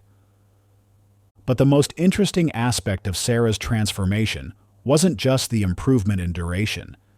It was the development of what she calls her focus awareness. She became better at recognizing the early signs of mental fatigue, learning to take strategic breaks before her concentration completely collapsed. This preventive approach helped her maintain higher levels of focus throughout the entire day, not just during her dedicated training sessions. The Progressive Focus Training System revealed something crucial about concentration. It's not just about forcing yourself to focus longer, but about understanding and working with your brain's natural rhythms.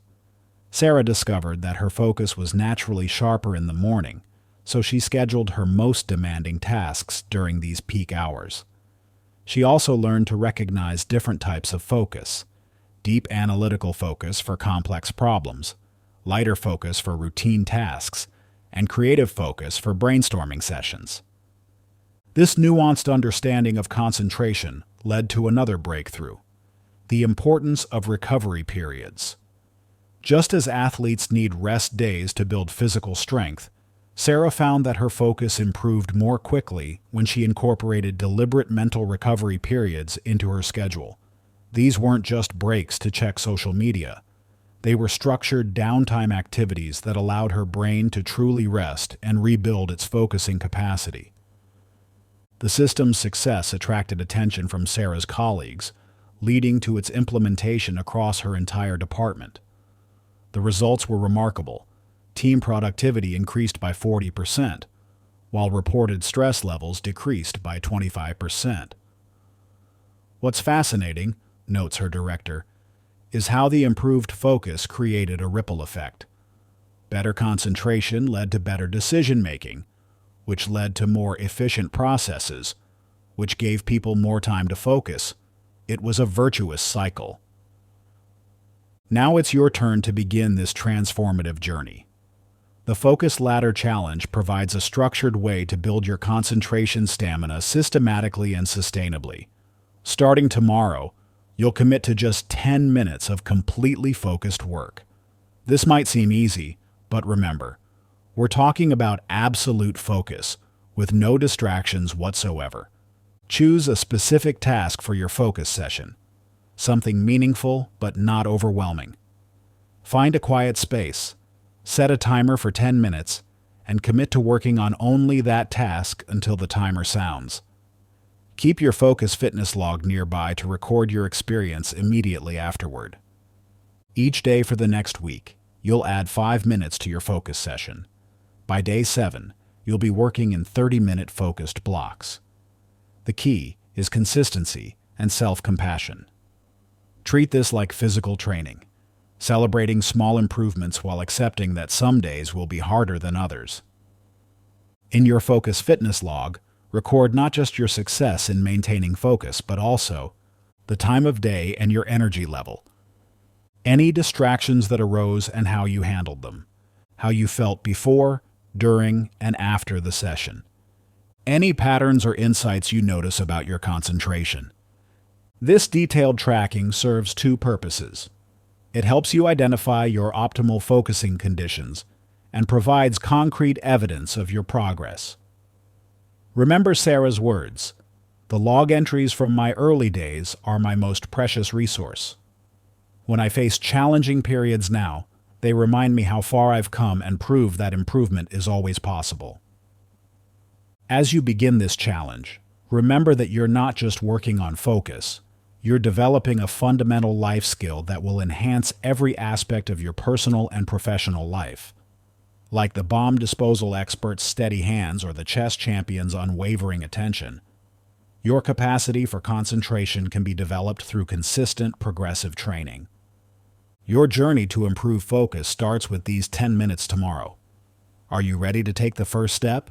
Chapter 13: The Energy-Procrastination Connection. Here's a truth that might surprise you. While most productivity experts obsess over time management, they're missing the real culprit behind procrastination. According to the National Sleep Foundation, a staggering 85% of productivity obstacles are actually energy-related, not time-related. Think about it. How many times have you had plenty of time to complete a task, but simply couldn't summon the energy to begin? Consider Sarah Martinez, a brilliant software engineer who consistently found herself postponing critical code reviews until the last possible moment. "I had my time management down to a science," she recalls. "I used every productivity app available, blocked out my calendar perfectly, and still found myself procrastinating. It wasn't until I discovered that my energy was the real issue that everything changed." This revelation brings us to one of the most compelling yet overlooked case studies in energy management: tennis champion Novak Djokovic. While his incredible success on the court is well documented, few know about his early struggles with mid-match energy crashes that nearly derailed his career.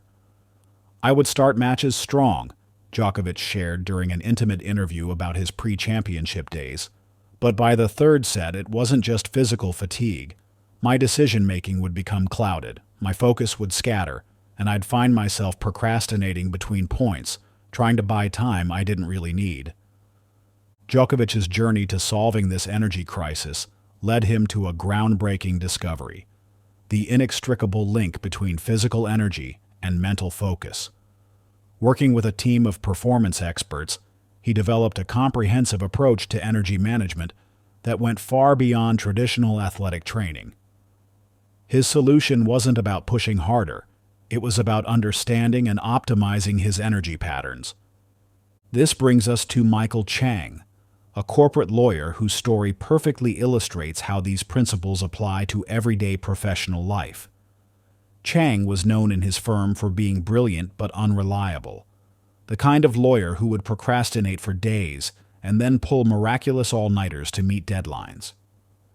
"I was the king of last-minute heroics," he admits, "but it was killing me slowly. I lived in a constant state of energy debt, borrowing from my future self just to get through each day." Chang's turning point came after a particularly grueling week when he found himself staring at his computer screen, unable to focus on a crucial merger document, despite having 6 clear hours to work on it. "That's when it hit me. I had the time, but I had absolutely no energy. I was trying to write a complex legal document with the mental equivalent of an empty gas tank." This realization led Chang to develop what we now call the personal energy audit, a systematic approach to understanding and optimizing your 4 core energy dimensions: physical, mental, emotional, and spiritual. The beauty of this system lies in its simplicity and immediate applicability. Chang began by tracking his physical energy, not just when it peaked and dipped, but what influenced those changes. He discovered that his habit of skipping breakfast and relying on coffee until lunch was creating a massive energy crash around 2 p.m., precisely when he needed to be at his sharpest for client meetings. "I wasn't procrastinating because I was lazy," he realized. "My body simply didn't have the fuel to function optimally." The mental energy audit revealed another crucial insight. Chang discovered that starting his day by checking emails was depleting his mental energy before he even began his real work. "Email was like 100 tiny paper cuts to my mental energy reserves," he explains. "By the time I got to important tasks, I had already exhausted my decision-making capacity on low-priority issues." Emotional energy proved equally important. Chang noticed that difficult client calls would drain his emotional energy, leading to procrastination on subsequent tasks. Rather than pushing through, he learned to schedule buffer zones after challenging interactions, time to reset his emotional state before tackling the next task. The spiritual dimension, which Chang defines as connection to purpose and meaning, revealed perhaps the most surprising insight. Tasks he procrastinated on most often weren't necessarily the hardest ones, but those where he couldn't see a clear connection to his larger goals and values. As Chang implemented changes based on these insights, his transformation was remarkable. He started scheduling his most demanding tasks during his natural energy peaks: early morning for deep analytical work, mid-morning for creative problem-solving, and late afternoon for routine tasks. He built in strategic energy renewal breaks, not just coffee runs, but short walks, meditation sessions, or even brief social interactions that he discovered were actually energy-generating rather than energy-depleting. The results spoke for themselves. Within 3 months, Chang's billable hours increased by 20%, while his actual working hours decreased. More importantly, his reputation shifted from being the brilliant but unreliable lawyer to someone known for consistent, high-quality work, delivered without the drama of last-minute rushes. The most surprising thing, Chang reflects, was how this energy awareness began influencing decisions outside of work. I started noticing how certain social interactions, foods, or activities either energized or depleted me. This awareness led to better choices in all areas of life, not just work. Chang's experience illuminates a crucial truth. Procrastination is often your body and mind's way of signaling an energy deficit. When you try to force yourself to work without addressing the underlying energy issue, you're fighting against your own biology, a battle you're likely to lose. And this brings us to your challenge for the next 3 days, the Energy Optimization Challenge. This isn't about completely overhauling your life. It's about becoming aware of your personal energy patterns and making one small but significant change. For the next 3 days, you'll conduct your own energy audit.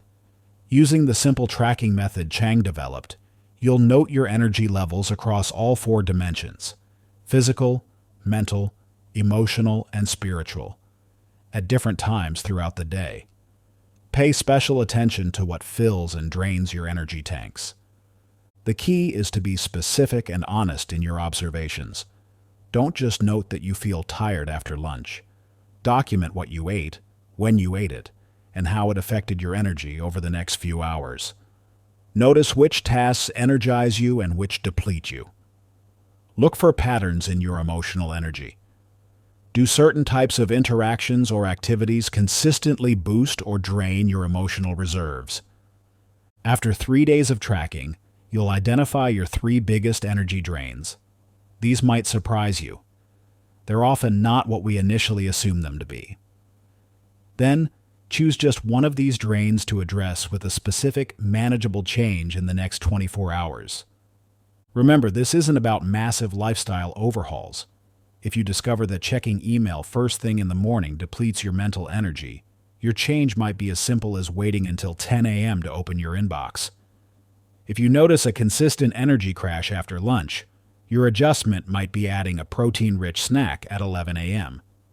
The power of this approach lies in its focus on small, sustainable changes based on real data about your personal energy patterns. You're not following someone else's productivity rules. You're creating a system optimized for your unique energy profile. Chapter 14. The Power of Small Wins. Have you ever stood at the base of a mountain, overwhelmed by the sheer height of what you need to climb? That's how many of us feel when facing our most procrastinated tasks. But what if I told you that the secret to conquering mountains isn't in making giant leaps, but in mastering the art of small steps? Consider the remarkable story of Toyota, which began not as the automotive giant we know today, but as a humble textile company.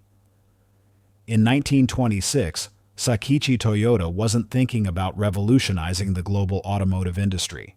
He was focused on making one small improvement to his automatic loom.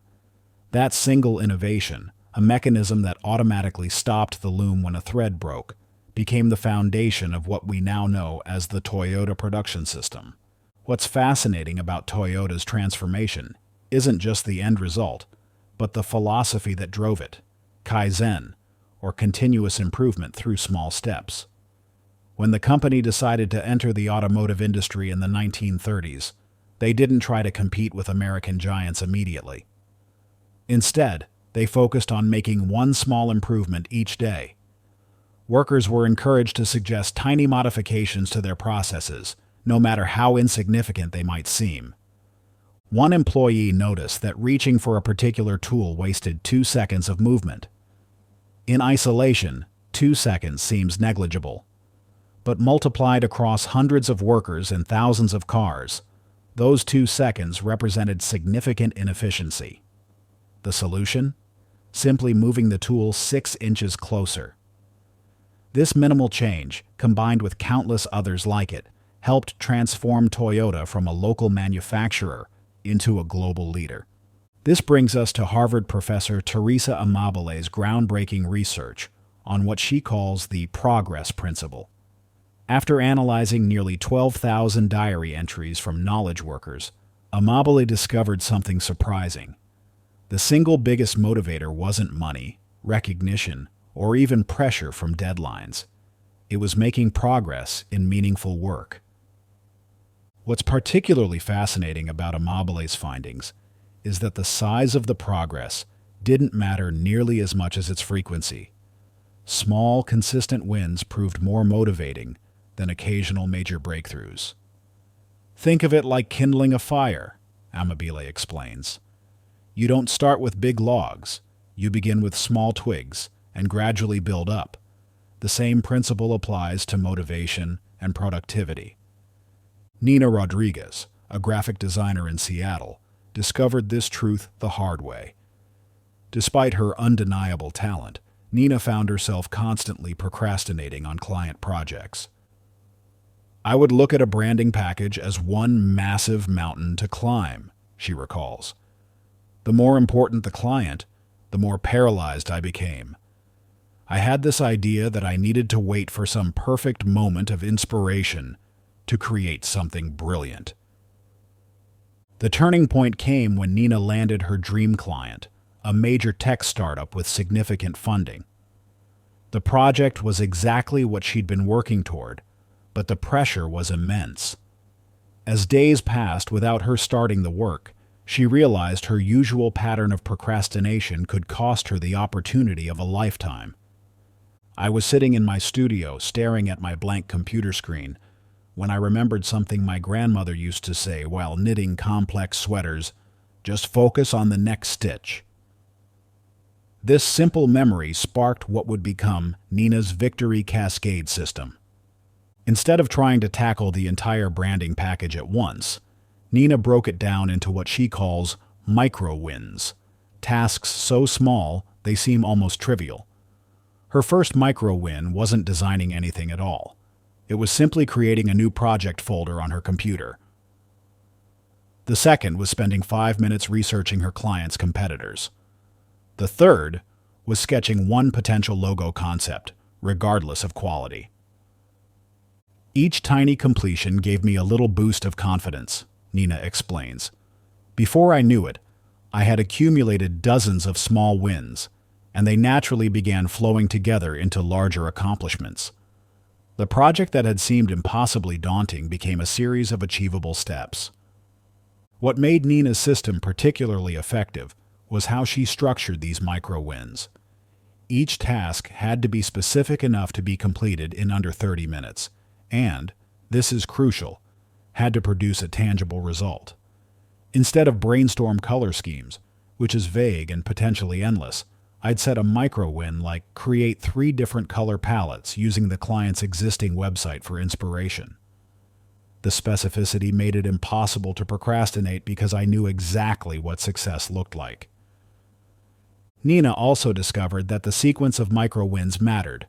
She organized them like falling dominoes, where completing one naturally led to the next. I stopped trying to force myself to work in a logical order, and instead arranged tasks based on what felt most doable in the moment. Sometimes that meant starting with something tiny, like organizing my reference images, but that small action would create momentum for bigger tasks. The results were transformative. Not only did Nina complete the tech startup's branding package ahead of schedule, but she also discovered that her work quality improved. Breaking things down into micro-wins actually made me more creative because I wasn't paralyzed by the pressure of having to create something perfect all at once. Each small step gave me the freedom to experiment and iterate. This brings us to the Win Share Win Challenge, a powerful way to put these insights into immediate action. This isn't just another solo exercise. It's a social experiment that leverages the motivational power of both small wins and accountability. Here's how it works. First, find an accountability partner. This could be a colleague, friend, or even someone from an online community. The relationship doesn't need to be close, but both parties need to commit to honest communication and timely responses. Together, you'll each identify one task you've been procrastinating on. Remember Nina's insight about specificity. These tasks need to be concrete and completable within 24 hours. Instead of start exercising, your task might be do 10 minutes of stretching before breakfast. Rather than organize my digital files, you might choose create 3 main folders for my project documents. The key is to make these initial tasks small enough to be almost laughably achievable. This isn't about proving how much you can accomplish. It's about building momentum through guaranteed wins. Share your chosen tasks with each other, being as specific as possible about what completion looks like. Within the next 24 hours, complete your chosen task and immediately share your victory with your partner. This sharing component is crucial. It creates a celebration moment that reinforces the positive feeling of accomplishment. It also helps build a supportive dynamic between partners, where small wins are valued and encouraged. After sharing your completion, each partner identifies their next micro win for the following day. This is where the cascade begins. Your second task can be slightly more challenging than the first, building on the confidence and momentum you've generated. The power of this challenge lies in its combination of several motivational forces: the progress principle that Amabile discovered, the social accountability that makes it harder to procrastinate, and the momentum-building effect of small wins that Toyota used so effectively. As you progress through this challenge, pay attention to how your relationship with procrastination shifts. Notice how completing even tiny tasks changes your energy and confidence levels. Most importantly, observe how the momentum from these small wins begins to affect other areas of your life. Remember, the goal isn't to transform your productivity overnight. Like Toyota's journey from textile looms to global automotive leadership, lasting change comes through consistent small improvements. Each micro-win is a step forward, and those steps, over time, can carry you to heights that once seemed impossibly distant. Your challenge begins now. Find your accountability partner, choose your first micro-win, and take that small but significant step forward. The mountain hasn't gotten any smaller, but you've just discovered a smarter way to climb it. Chapter 15: The 3-Second Revolution. When Stanford behavior scientist B.J. Fogg found himself struggling to maintain a consistent morning routine, he didn't set ambitious goals or create elaborate plans. Instead, he focused on something so small it seemed almost insignificant: a 3-second action. Every morning after stepping out of bed, he would simply say, "It's going to be a great day." This tiny habit became the foundation of a transformative morning routine that would later influence thousands through his research at Stanford's Behavior Design Lab. People often assume that big changes require big actions, Fogg explains.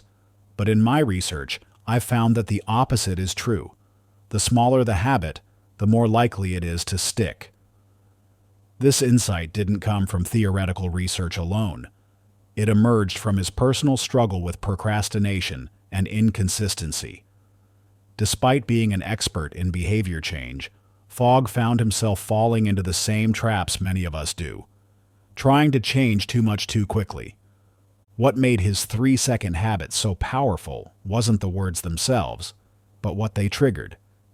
That simple phrase became what behavioral scientists call an anchor moment, a consistent action that serves as a foundation for building larger habits. Within weeks, Fogg noticed something fascinating. His 3-second habit naturally expanded. The positive morning declaration led to better posture, which led to a few stretches, which eventually grew into a full morning routine. This principle of tiny habits leading to significant changes finds a powerful illustration in the story of Arianna Huffington, though few know about the methodical way she rebuilt her life after her wake-up call. In 2007, Huffington collapsed from exhaustion, breaking her cheekbone on her desk. While this story is well known, what's less publicized is the systematic approach she used to transform her habits afterward. Everyone focused on the dramatic moment of my collapse, Huffington shares, but the real story was in the seemingly insignificant changes I made afterward. Instead of attempting a complete lifestyle overhaul, Huffington began with one tiny habit: placing her phone outside her bedroom before going to sleep. This single action, taking less than 5 seconds, became the cornerstone of what she calls her micro-habits revolution. Like fog, Huffington discovered that this small change created a ripple effect. Without her phone beside her bed, she started reading before sleep instead of scrolling. Better sleep led to clearer mornings, which made it easier to maintain other healthy habits. The key wasn't in making dramatic changes, she explains, but in understanding how small actions create cascading effects. This brings us to David Liu, a product manager at a leading tech company, who found himself drowning in tasks and constantly procrastinating despite his technical expertise. "I was the king of starting things," Liu admits. "I had dozens of productivity apps, complicated to-do lists, and endless systems, but nothing stuck because I was always trying to change everything at once." Liu's breakthrough came when he discovered the concept of habit stacking, attaching new behaviors to existing ones. Instead of creating new routines from scratch, he began identifying what he calls habit anchors, actions he already performed consistently every day. His morning coffee routine became his first anchor point. "I realized I made coffee every single morning without fail," Liu explains. "It was automatic. So instead of trying to create new habits out of thin air, I began attaching tiny productivity actions to this existing routine." While his coffee brewed, Liu would spend those 3 minutes reviewing his most important task for the day.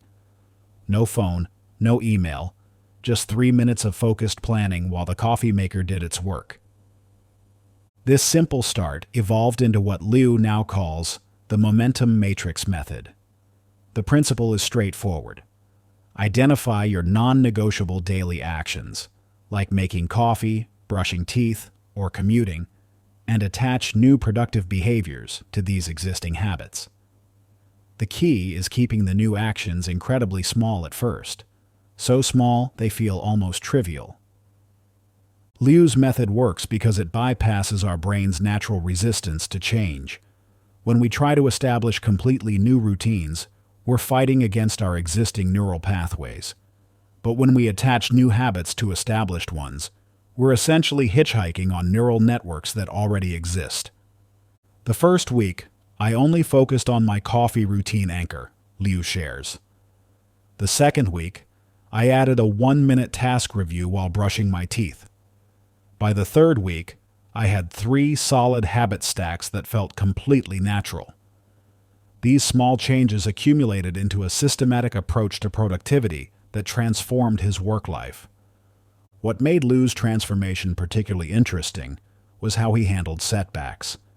Instead of beating himself up when he missed a habit stack, he treated it as data. "I noticed that my coffee routine habit stack worked perfectly on weekdays, but fell apart on weekends when I didn't make coffee at the same time. This observation led me to create different weekend anchor points based on my natural weekend routines." The momentum matrix method isn't about forcing yourself into an ideal routine. It's about working with your existing patterns to build sustainable change. Liu discovered that the best habit stacks often form around what he calls transition moments, those natural pauses in our day when we're moving from one activity to another. For instance, one of his most effective habit stacks developed around his commute. Every time I swiped my transit card, I would do a quick mental scan of my energy level and adjust my task list accordingly. It took maybe 5 seconds, but it helped me make better decisions about how to use my time when I arrived at work. This brings us to your challenge for the next 3 days. The Tiny Habit Challenge. This isn't about transforming your entire routine overnight. Instead, you'll follow the same principles that worked for Fogg, Huffington, and Liu by starting with one small, strategic change. First, identify one solid habit you perform every day without fail. This will be your anchor point. It might be making your bed, brewing coffee, brushing your teeth, or any other non-negotiable daily action. The key is choosing something you already do consistently. We're not trying to create new base habits yet. Next, Select a 30-second productivity action to attach to this existing habit. This new action should be so small it feels almost too easy. If you catch yourself thinking, "That's not enough," you're probably aiming too high. Remember Fogg's 3-second habit. The power lies in consistency, not intensity. For example, if your anchor habit is making your morning coffee, your new 30-second action might be glancing at your calendar while the coffee brews. If it's brushing your teeth, you might use that time to mentally list your top 3 priorities for the day. The key is making the new action so simple that it feels ridiculous to skip it. Use the provided habit stack tracker to document 3 key elements each day. Did you complete the habit stack? What made it easy or difficult to remember? How did it feel when you completed it? This tracking isn't about judgment, it's about gathering data. Pay particular attention to the moments when the habit stack feels natural versus when it feels forced. This information will be crucial as you build more sophisticated habit stacks in the future. Remember, the goal isn't to revolutionize your productivity overnight. Like Fogg's morning declaration, Huffington's phone placement, and Liu's coffee routine, you're planting a seed that can grow into something more substantial over time. The power lies not in the size of the action, but in its consistency and strategic placement in your existing routine. Chapter 16. The Accountability Paradox. You've probably heard the common advice: tell everyone about your goals to stay accountable. It's one of those pieces of conventional wisdom that feels intuitively right until you look at the research. A fascinating study from New York University revealed something counterintuitive. People who announced their intentions to friends and family were significantly less likely to follow through. The mere act of sharing their goals gave them a premature sense of accomplishment, reducing their drive to actually complete the work. But here's where it gets interesting. The same research showed that certain types of accountability dramatically increased goal achievement when structured correctly. No one understands this better than Reid Hoffman, the founder of LinkedIn. While most people know LinkedIn as the world's largest professional network, few realize it was born from Hoffman's personal struggle with project completion and his discovery of what he calls strategic accountability. In the early days of LinkedIn, I was overwhelmed by the scope of what we were trying to build, Hoffman shares. I found myself procrastinating on crucial decisions, not because I didn't know what to do, but because the weight of each choice felt paralyzing. His solution wasn't to work harder or set stricter deadlines. Instead, he created what he called his personal board of directors, a carefully selected group of advisors who held him accountable in a very specific way. What made Hoffman's approach different was its structure. Unlike casual accountability partnerships that often devolve into friendly chats, his board followed a rigid framework. Each member had a distinct role, clear expectations, and most importantly, a systematic way of checking progress that went beyond simple encouragement. The key wasn't just having people to report to, Hoffman explains. It was creating a system that made accountability automatic and unavoidable. This insight became part of LinkedIn's DNA. The platform wasn't just about professional networking. It was built on the principle that public professional identity creates a powerful form of accountability. When your work history, skills, and achievements are visible to your professional network, it creates what Hoffman calls reputation incentive, a subtle but constant pressure to live up to your public persona. But you don't need to build a global social network to harness this power. Rachel Kim, a freelance writer in Seattle, discovered this when she was struggling to complete client projects on time. "I was the queen of last-minute panic writing," she admits. "I had tried everything: time blocking, productivity apps, even expensive coaching programs. Nothing stuck until I discovered the AAA framework." The AAA framework, Announce, Act, Audit, transformed Kim's approach to accountability. Unlike traditional goal sharing, which often backfires, This system creates what psychologists call implementation intention, a specific plan for when and how you'll take action, coupled with external verification. The first A, announce, isn't about broadly declaring your intentions. Instead, it involves sharing specific, time-bound commitments with carefully chosen accountability partners. Kim started by selecting 3 other freelance writers who shared her professional understanding but weren't close friends, maintaining what she calls supportive distance. The relationship had to be professional enough that I'd feel uncomfortable making excuses, she explains, but they also needed to understand the unique challenges of creative work. It's a delicate balance. Each Monday, they would share their weekly targets in a structured format, not just what they plan to accomplish, but specific milestones for each day. The second A, act, focuses on daily progress updates. But unlike typical check-ins, these updates follow a strict format: what was accomplished, what obstacles appeared, and what specific actions will overcome these obstacles. The key is the obstacle-action pair, Kim notes. You can't just report problems, you have to present solutions. The final A, audit, happens weekly. This isn't just a review of what was done, but includes a critical analysis of the accountability system itself. What types of check-ins worked best? Which accountability partners provided the most effective feedback? This constant refinement of the process ensures the system evolves with your needs. Using this framework, Kim increased her on-time project completion rate from 60% to 94% within 3 months. More importantly, she found herself procrastinating less at the start of projects. The structured accountability created what she calls preemptive momentum. The most powerful aspect of the AAA framework is its focus on the right kind of accountability.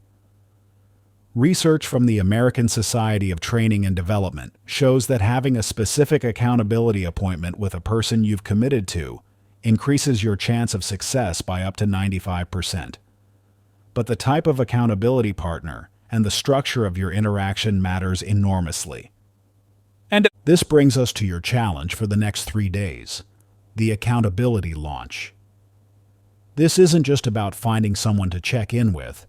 It's about creating a systematic approach to accountability that actually works.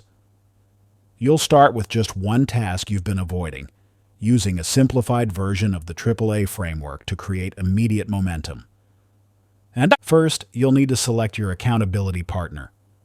Look for someone who meets these criteria. They understand your field or the type of work you're doing. They're reliable enough to maintain regular check-ins, and, this is crucial, they're not so close to you that they'll accept weak excuses. Often, a colleague or professional acquaintance works better than a close friend or family member. Once you've identified your partner, you'll use the provided accountability blueprint to structure your 3-day launch. This includes specific templates for your initial announcement, daily progress updates, and final audit. The goal isn't just to complete the task, it's to understand which aspects of accountability work best for you, creating a foundation for longer-term success. Chapter 17. The Pressure Paradox. The morning of the 2020 Olympic Finals, Tom Daley stood at the edge of the diving platform, his heart racing. But instead of trying to calm his nerves, he did something unexpected. He leaned into the pressure. I used to see these physical sensations as my enemy, Daley shares. The racing heart, the tight chest, the buzzing energy. I thought they were signs I wasn't ready. Then I discovered they were actually my body's way of preparing for peak performance. This revelation didn't come easily. For years, Daley struggled with what he calls pressure paralysis, the tendency to overthink and hesitate when stakes were highest. His breakthrough came when he started treating pressure not as a threat to manage, but as energy to harness. He developed a pre-dive ritual that transformed anxiety signals into performance triggers. Each physical sensation became a checkpoint on his path to perfect execution. This transformation mirrors what psychologist Kelly McGonigal discovered in her groundbreaking research on stress response. Her studies revealed something fascinating. It wasn't the presence of pressure that determined performance. It was how people interpreted it. Those who viewed stress as helpful experienced dramatically different physiological responses than those who saw it as harmful. Their blood vessels remained relaxed, their hearts worked more efficiently, and most importantly, they maintained clear decision-making abilities under pressure. Sarah Blakely, founder of Spanx, exemplifies this principle in action. During Spanx's early days, when deadlines and demands threatened to overwhelm her, she developed what she calls her pressure flip technique. Instead of seeing pressure as something crushing down on me, Blakely explains, I started seeing it as energy pushing me forward. The tighter the deadline, the more focused I became. The bigger the challenge, the more creative my solutions. This shift wasn't just psychological. It created measurable changes in her business outcomes. Projects that once stalled under pressure began flowing more smoothly. Decisions that previously caused paralysis became opportunities for swift, decisive action. The pressure was always there, she notes. What changed was how I used it. Marcus Johnson, a sales director in Chicago, discovered this principle the hard way. His quarterly targets kept mounting, and with each increase, his tendency to procrastinate grew worse. I'd see the numbers we needed to hit, and instead of springing into action, I'd freeze, he admits. I was drowning in pressure, using busy work to avoid the big moves I knew we needed to make. Everything changed when Johnson learned about the pressure pivot protocol, a systematic approach to converting pressure from paralysis trigger to performance enhancer. The protocol begins with what he calls pressure mapping, identifying the specific physical and mental signals that indicate mounting pressure. For Johnson, these included tightness in his shoulders, scattered attention, and an urge to check email constantly. Instead of fighting these signals, Johnson learned to use them as activation triggers. When his shoulders tightened, it became a reminder to check his priority list. Scattered attention became his cue to break big targets into smaller, immediate actions. The urge to check email transformed into scheduled communication blocks with his team. The key was stopping the pressure avoidance cycle, Johnson explains. Every time I felt overwhelmed and switched to busy work, I was reinforcing the idea that pressure was something to escape. When I started using pressure signals as action triggers, everything shifted. Within 1 quarter, his team's performance jumped 40%, not because they worked longer hours, but because they stopped wasting energy fighting pressure. This brings us to your challenge, the pressure map exercise. Over the next 3 days, you'll identify 3 recent situations where pressure led you to procrastinate. But instead of just listing them, you'll use the Pressure Pivot worksheet to decode your pressure response pattern. For each situation, you'll document the physical signals. What did pressure feel like in your body? The mental patterns, what thoughts or worries emerged, and your typical avoidance behaviors. What did you do instead of tackling the pressured task? This creates your personal pressure profile, a crucial first step in transforming your relationship with pressure. Then comes the pivot. For each situation, you'll reframe the pressure signals through the lens of opportunity rather than threat. Those butterflies in your stomach? They're not anxiety. They're your body mobilizing energy for peak performance. That racing mind? It's not overwhelm. It's your brain engaging fully with the challenge at hand. Finally, you'll select one upcoming pressure point in your life, a deadline, presentation, or important decision, and create a specific action plan using your new understanding. The goal isn't to eliminate pressure.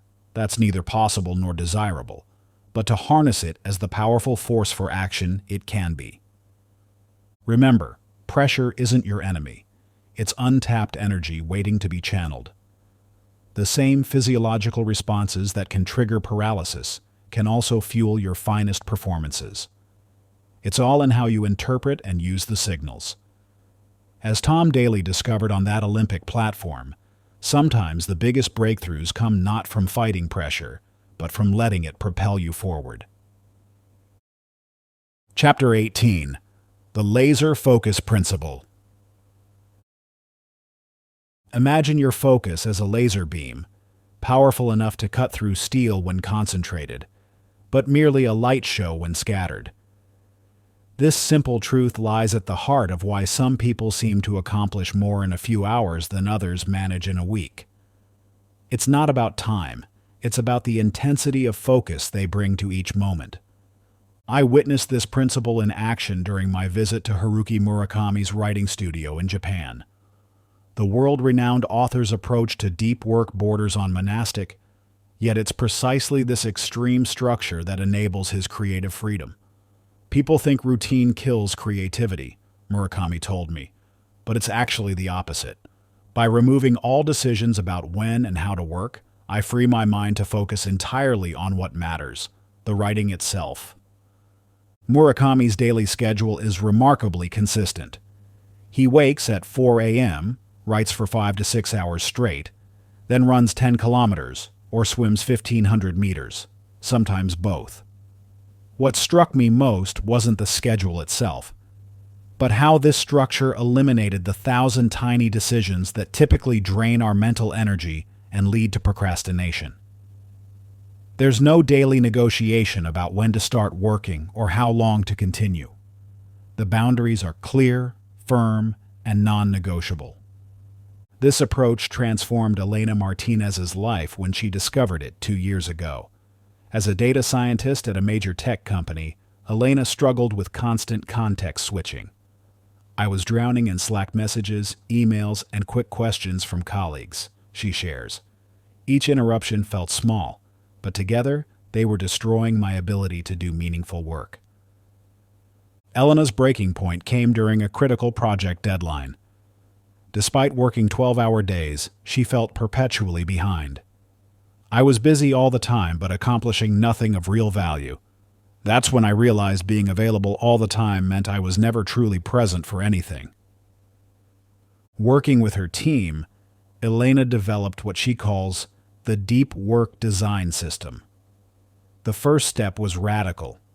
She began blocking out 3 hours each morning for focused work, marking herself as in deep work on all communication platforms.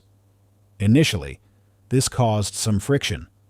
Colleagues accustomed to instant responses had to adjust their expectations. To manage this transition, Elena created clear communication protocols. She set up an autoresponder explaining her deep work schedule and providing alternative contact methods for genuine emergencies.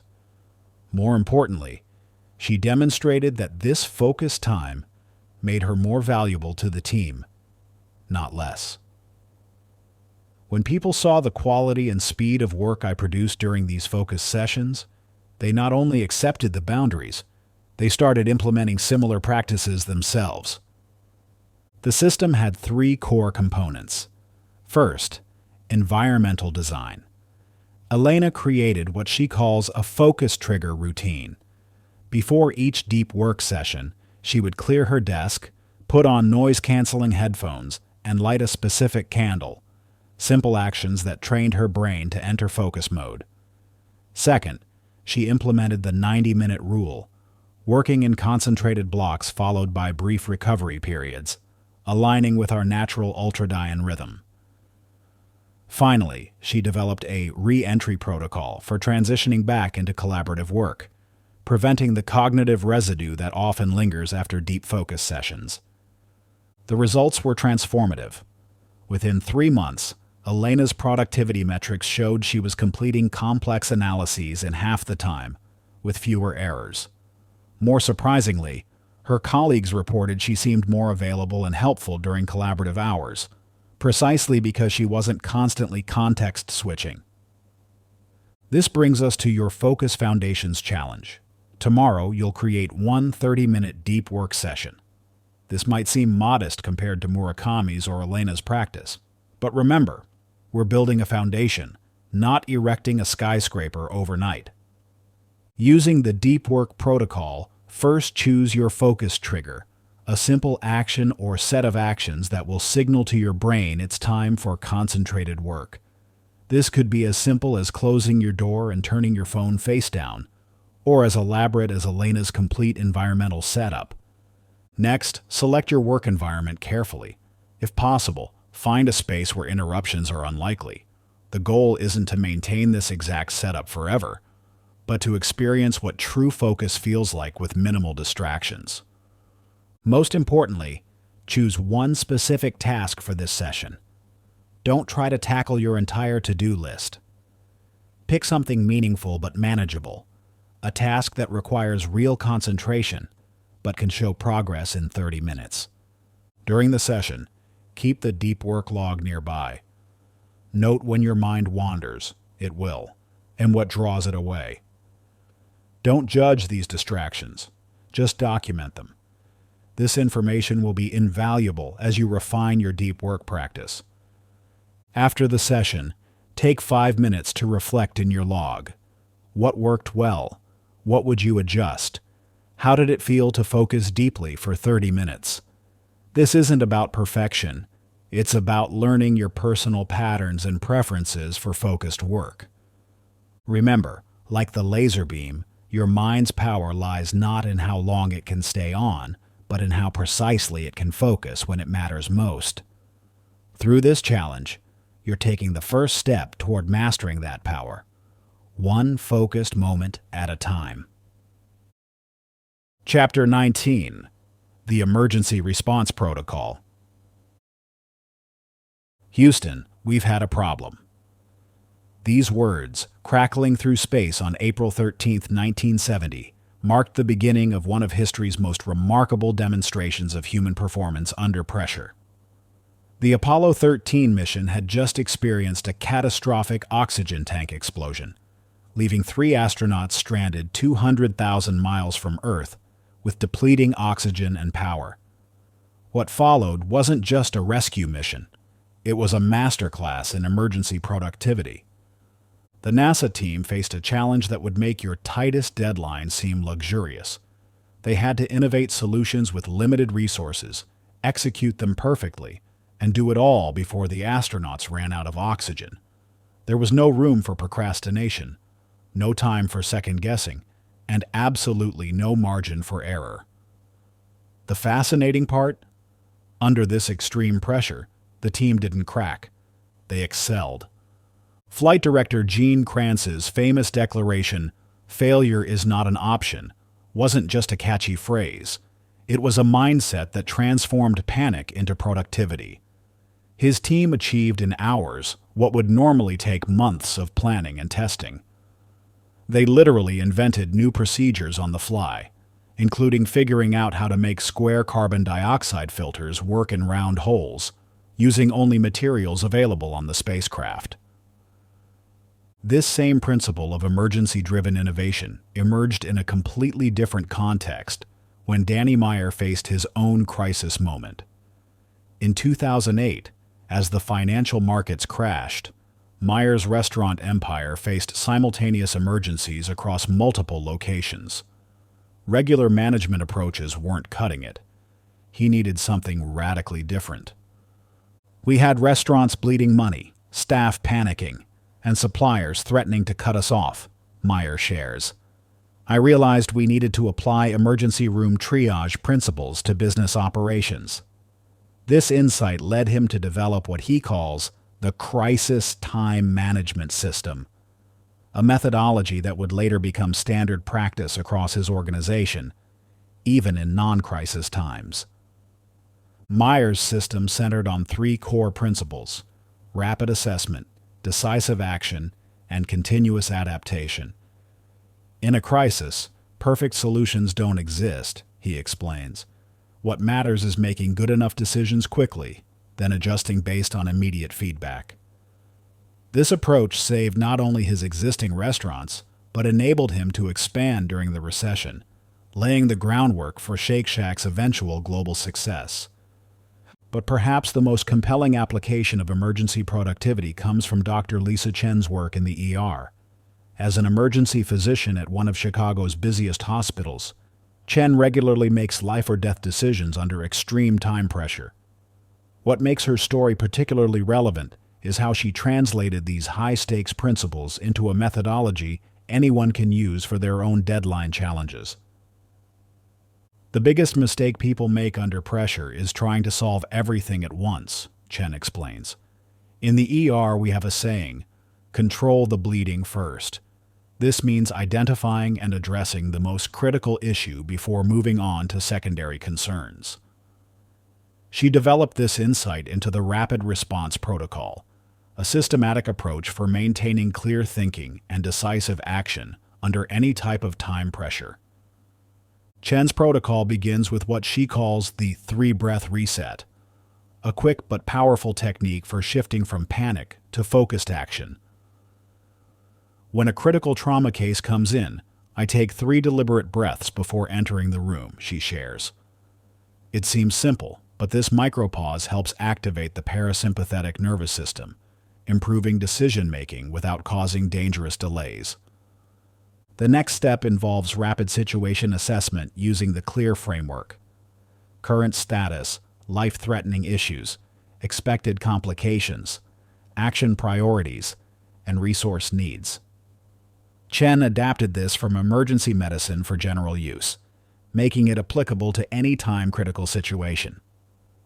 When I started applying these principles to non-medical challenges, like meeting deadlines for research papers or preparing presentations, I was amazed at how well they transferred, Chen notes. The key is treating every deadline with the same systematic approach we use in the ER, just with adjusted stakes. One of Chen's most successful applications of this method came during a hospital administration crisis.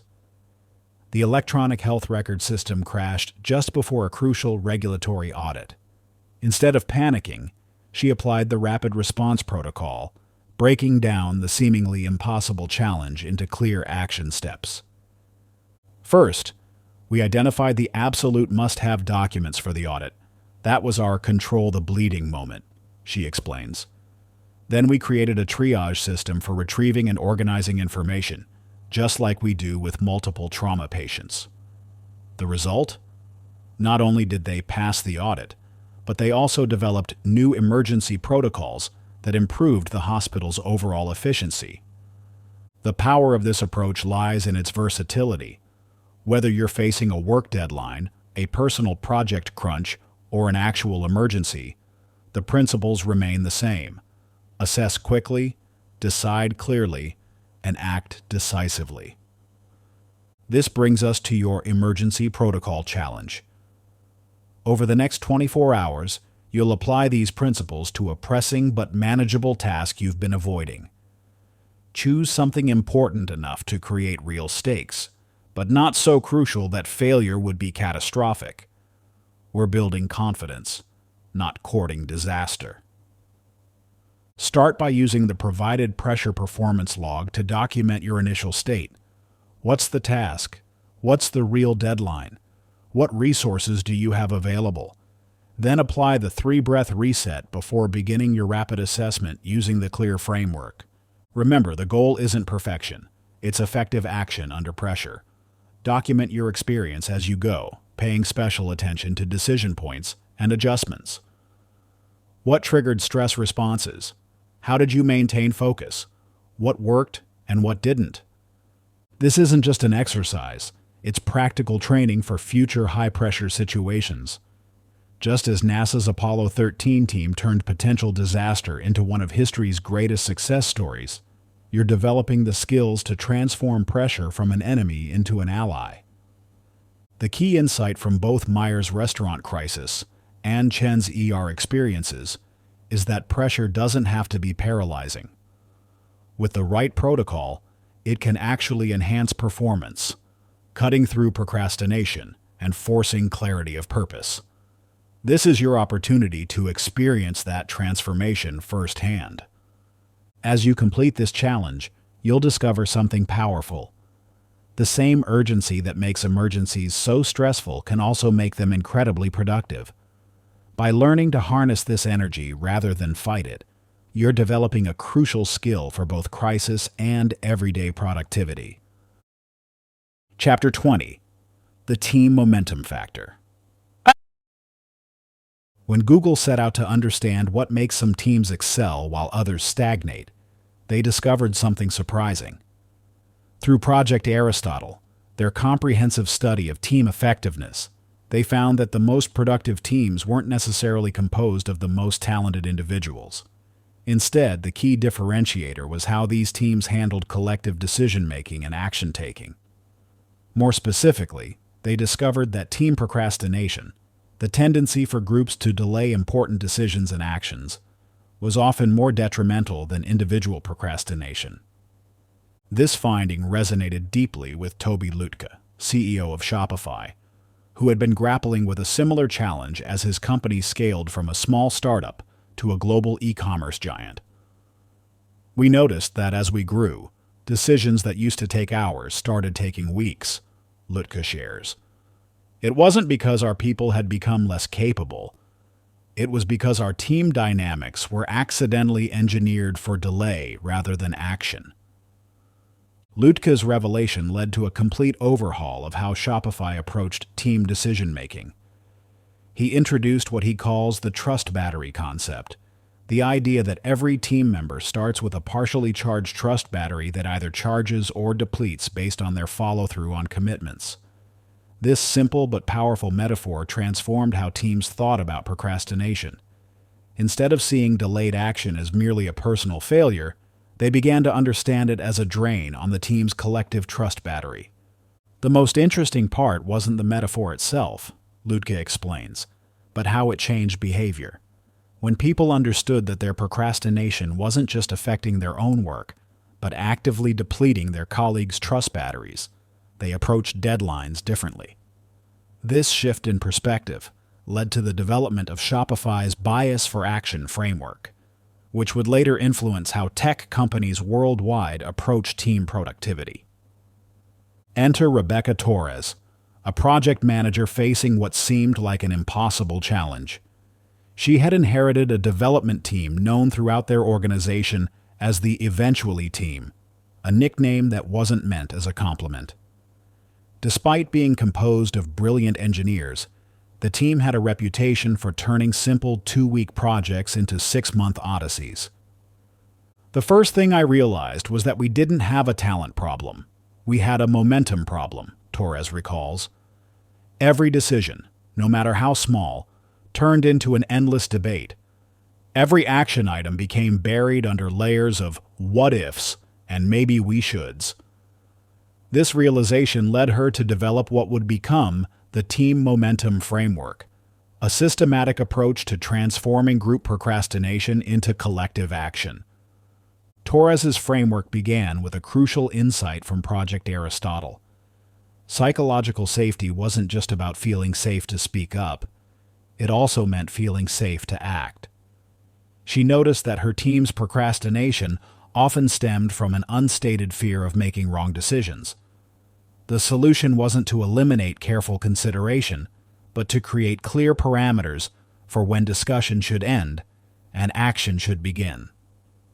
She implemented what she calls decision boundaries, clear guidelines for determining how much discussion different types of decisions deserve. "We categorize decisions into 3 tiers, she explains. Tier 1 decisions were truly irreversible and needed extensive discussion. Tier 2 decisions were important but reversible, requiring limited debate. Tier 3 decisions were easily changeable and needed immediate action." This simple categorization transformed the team's dynamics. Suddenly, there was a shared understanding of when it was time to stop discussing and start doing. But Torres didn't stop there. She also introduced the concept of action windows, designated periods during which the team committed to pure execution mode, postponing all non-emergency discussions. The results were remarkable. Within 3 months, the team's project completion rate tripled. More importantly, the quality of their work improved because they were spending their energy on actual development rather than endless deliberation. The irony was that by limiting discussion time, we actually made better decisions, Torres notes. When people knew they had a finite window for debate, They came prepared with well-thought-out points rather than thinking out loud. The team momentum framework's success caught the attention of other departments, and soon Torres was teaching her methods throughout the organization. She discovered that while the specific implementation might vary between teams, the core principles remained effective across different functions and industries. Key to the framework's success was its acknowledgement of different team members' roles in maintaining momentum. For leaders, this meant mastering the art of productive closure, knowing how to guide discussions to actionable conclusions without making team members feel unheard. For individual contributors, it meant learning constructive advancement, ways to move projects forward even when not every detail was perfectly resolved. Torres developed specific communication templates for both scenarios. Leaders learned to use phrases like, "I'm hearing two viable approaches. Given our timeline, let's test approach A for the next week and evaluate results," rather than leaving discussions open-ended. Individual contributors learned to say, "I can proceed with what we know now and adjust course when we have more information," rather than waiting for perfect clarity. The framework also revolutionized how teams structured their meetings. Torres introduced the concept of momentum meetings, gatherings specifically designed to maintain project velocity. These meetings followed a strict format: 15 minutes for updates, 30 minutes for obstacle removal, and 15 minutes for immediate action items. The key was that no one could leave without clear next steps assigned and scheduled. This brings us to your team momentum challenge. If you're in a leadership position, select one element of the team momentum framework to implement in your next team meeting. This could be introducing decision boundaries, establishing action windows, or restructuring to the momentum meeting format. Document both the immediate reactions and the resulting actions over the next 48 hours. For individual contributors, your challenge is to apply the upward management protocol.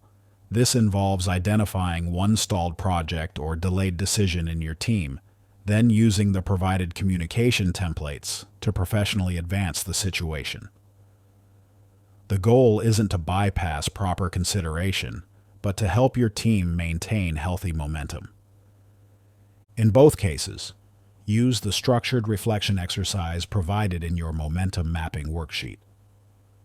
Pay particular attention to how team dynamics shift when clear action parameters are established. Note both positive responses and resistance. Understanding both is crucial for long-term implementation. Remember, the goal isn't to eliminate thoughtful consideration, but to find the right balance between discussion and action. As Google's Project Aristotle revealed, the most effective teams aren't those that move the fastest or discuss the most. They're the ones that know when to do each. Chapter 21: The Art of Sustainable Progress. Imagine standing in the workshop of Master Kobayashi, a renowned bonsai artist whose trees are considered living masterpieces. As he tends to a centuries-old pine, he shares a profound insight. Most people think bonsai is about forcing trees to grow in certain ways, but it's actually about understanding that meaningful change cannot be rushed, yet paradoxically requires daily attention. Miss a day of care, and you might not notice. Miss a month, and you've compromised years of progress. This wisdom extends far beyond the art of bonsai. In our quest to overcome procrastination and build lasting productivity, we often swing between extremes, periods of intense action followed by exhausted inaction. We try to force growth like an impatient gardener pulling on seedlings, instead of creating systems that support natural development while maintaining consistent progress. No one understands this better than Ray Dalio, founder of Bridgewater Associates, the world's largest hedge fund. While many know Dalio for his investment success, few realize that his greatest innovation wasn't a trading strategy. It was his systematic approach to preventing organizational procrastination. Early in my career, Dalio shares, I noticed that even brilliant people and teams would fall into productivity traps. The problem wasn't individual willpower or talent. It was the lack of systems that could sustain progress, regardless of temporary motivational fluctuations. This realization led Dalio to develop what he calls principles-based productivity, a systematic approach that transformed Bridgewater from a small investment firm into a $140 billion powerhouse. At its core was a revolutionary insight. Sustainable productivity isn't about working harder or faster. It's about creating environments and systems that naturally eliminate the conditions that lead to procrastination. Most productivity systems fail because they rely too heavily on individual discipline, Dalio explains. But willpower is a finite resource. The key is to build systems that make productive action the path of least resistance. This approach led to Bridgewater's unique culture where every process, from decision-making to project management, is designed to prevent institutional procrastination while supporting individual growth. Enter Maya Rodriguez, a tech entrepreneur whose journey from burnout-prone workaholic to sustainable high performer perfectly illustrates these principles in action. As the founder of a rapidly growing software company, Rodriguez found herself trapped in what she calls the productivity pendulum, swinging between periods of intense, unsustainable work and complete exhaustion. "I was the queen of productivity sprints," Rodriguez admits. "I could work 20-hour days for weeks, launching products and closing deals through sheer force of will. But then I'd crash, and nothing would get done for days or even weeks. It wasn't just unsustainable, it was actually holding our company back." Her turning point came after a particularly severe burnout period nearly cost her company a major client. "I realized I was modeling exactly the wrong behavior for my team. We were building a company culture based on heroic efforts rather than sustainable systems." This insight led her to develop the perpetual progress method, a systematic approach to maintaining momentum without depleting personal resources. The first key principle of Rodriguez's method was what she calls energy-aligned action. Instead of forcing herself to maintain the same high intensity every day, she learned to map her work to her natural energy patterns. "I discovered that I had about 4 hours of peak creative energy each morning. Instead of fighting this pattern, I redesigned my entire schedule around it." She developed a simple but effective energy tracking system, noting her mental clarity, creative capacity, and execution ability at different times of day. After a month of data collection, clear patterns emerged. These patterns became the foundation of her new work rhythm, where different types of tasks were matched to different energy states. The breakthrough wasn't just personal, it transformed how we operated as a company, Rodriguez explains. "We started scheduling our most important meetings and strategic work during team-wide peak hours. Routine tasks were shifted to lower energy periods. Suddenly, procrastination decreased because people were working with their natural rhythms rather than against them." The second principle was system-supported progress. Rodriguez realized that relying on motivation or discipline to maintain productivity was like trying to heat a house by running a space heater constantly, expensive, inefficient, and ultimately unsustainable. Instead, she focused on building systems that naturally maintained momentum. She introduced what she calls progress triggers, environmental and procedural cues that automatically initiate productive action. Every workspace was organized to minimize friction for starting important tasks. Team workflows were redesigned to eliminate common stalling points. Even their project management software was customized to support this systematic approach. "We stopped treating productivity as a personal virtue and started seeing it as a system design challenge," Rodriguez notes. "The question wasn't, how do we get people to work harder, but how do we make productive action the easiest choice?"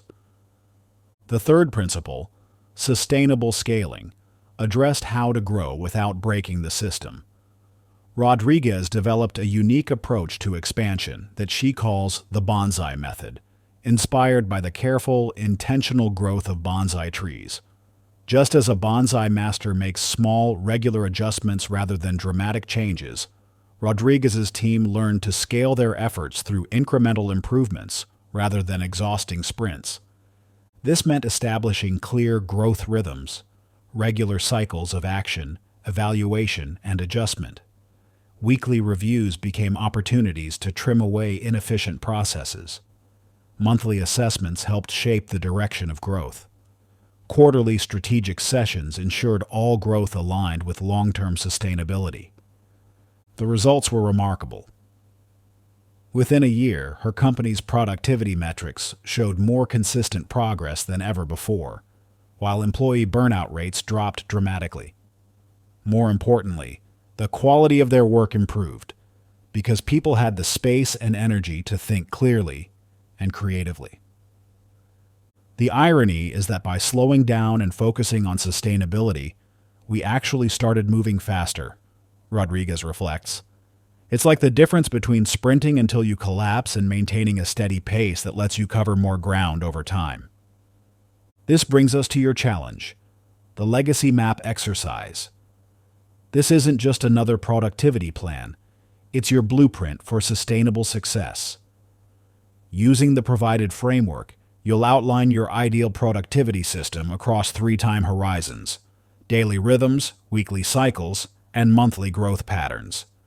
Start by identifying your peak energy periods and natural productivity rhythms. When are you most creative? When is your execution ability highest? When do you naturally slow down? This becomes the foundation of your sustainable system. Next, design your environmental and procedural supports. What triggers can you set up to initiate productive action automatically? How can you organize your workspace and tools to minimize friction? What systems can you put in place to maintain momentum even when motivation fluctuates? Finally, select one keystone habit to begin developing immediately. This isn't about dramatic change. It's about planting the seed of your sustainable system. Choose something small but significant. Something you can maintain consistently even on your worst days. Remember Master Kobayashi's wisdom. Meaningful change cannot be rushed, yet requires daily attention. Your legacy map isn't just about getting more done. It's about creating a sustainable path to long-term success. Like a carefully tended bonsai, your productivity system should grow naturally while maintaining its essential form, supporting progress without forcing it. The true art of sustainable productivity lies not in dramatic transformations, but in the patient cultivation of systems that support natural growth. By understanding and working with your natural rhythms, building supportive environments, and maintaining consistent attention to progress, you can create lasting change that doesn't depend on willpower alone. Your journey towards sustainable productivity starts now, with one small but significant step. Open your Legacy Map template and begin mapping your path to lasting change. Remember, the goal isn't perfection. It's progress that can be maintained and built upon, day after day, year after year. Chapter 22. Breaking Free from Digital Chains. The numbers are staggering, yet they barely scratch the surface of our digital dependency. The average smartphone user touches their phone 2,617 times per day. That's once every 33 seconds during waking hours. Each seemingly innocent check creates a micro-interruption that shatters our attention into fragments too small for meaningful work. This isn't just distraction, it's a form of technological procrastination that has become so normalized we barely notice its crushing impact on our productivity and well-being. Consider this. When you reach for your phone to check just one notification, you're not only losing those few seconds. Research from the University of California shows that it takes an average of 23 minutes to fully regain deep focus after even a brief interruption. Multiply that by dozens of daily checks, and the true cost of our digital dependency becomes clear. We're living in a state of perpetual partial attention, never fully present. never deeply focused. Few understand this better than Tristan Harris, former Google design ethicist, who has been called the closest thing Silicon Valley has to a conscience. During his time at Google, Harris gained intimate knowledge of how tech companies engineer their products to be as addictive as possible. It's not an accident that you can't stop scrolling, Harris explains. These platforms are designed using the same psychological principles as slot machines, variable rewards that keep you checking back, hoping for that next dopamine hit. Harris shares a particularly revealing insight from his time in Silicon Valley. The most successful tech products aren't those that solve our problems best. They're the ones that are best at making us forget our problems exist, even if just for a moment. This temporary escape becomes a form of procrastination, offering brief relief from discomfort while actually compounding our challenges. But Harris didn't just identify the problem. He developed specific strategies to maintain focus, despite understanding these manipulation techniques. The key insight was realizing that willpower isn't enough, he notes. You can't out-discipline technology that's specifically engineered to break your discipline. You need systems that protect your attention at a structural level. This understanding led Harris to develop what he calls attention protection protocols. Systematic approaches to using technology mindfully rather than reactively.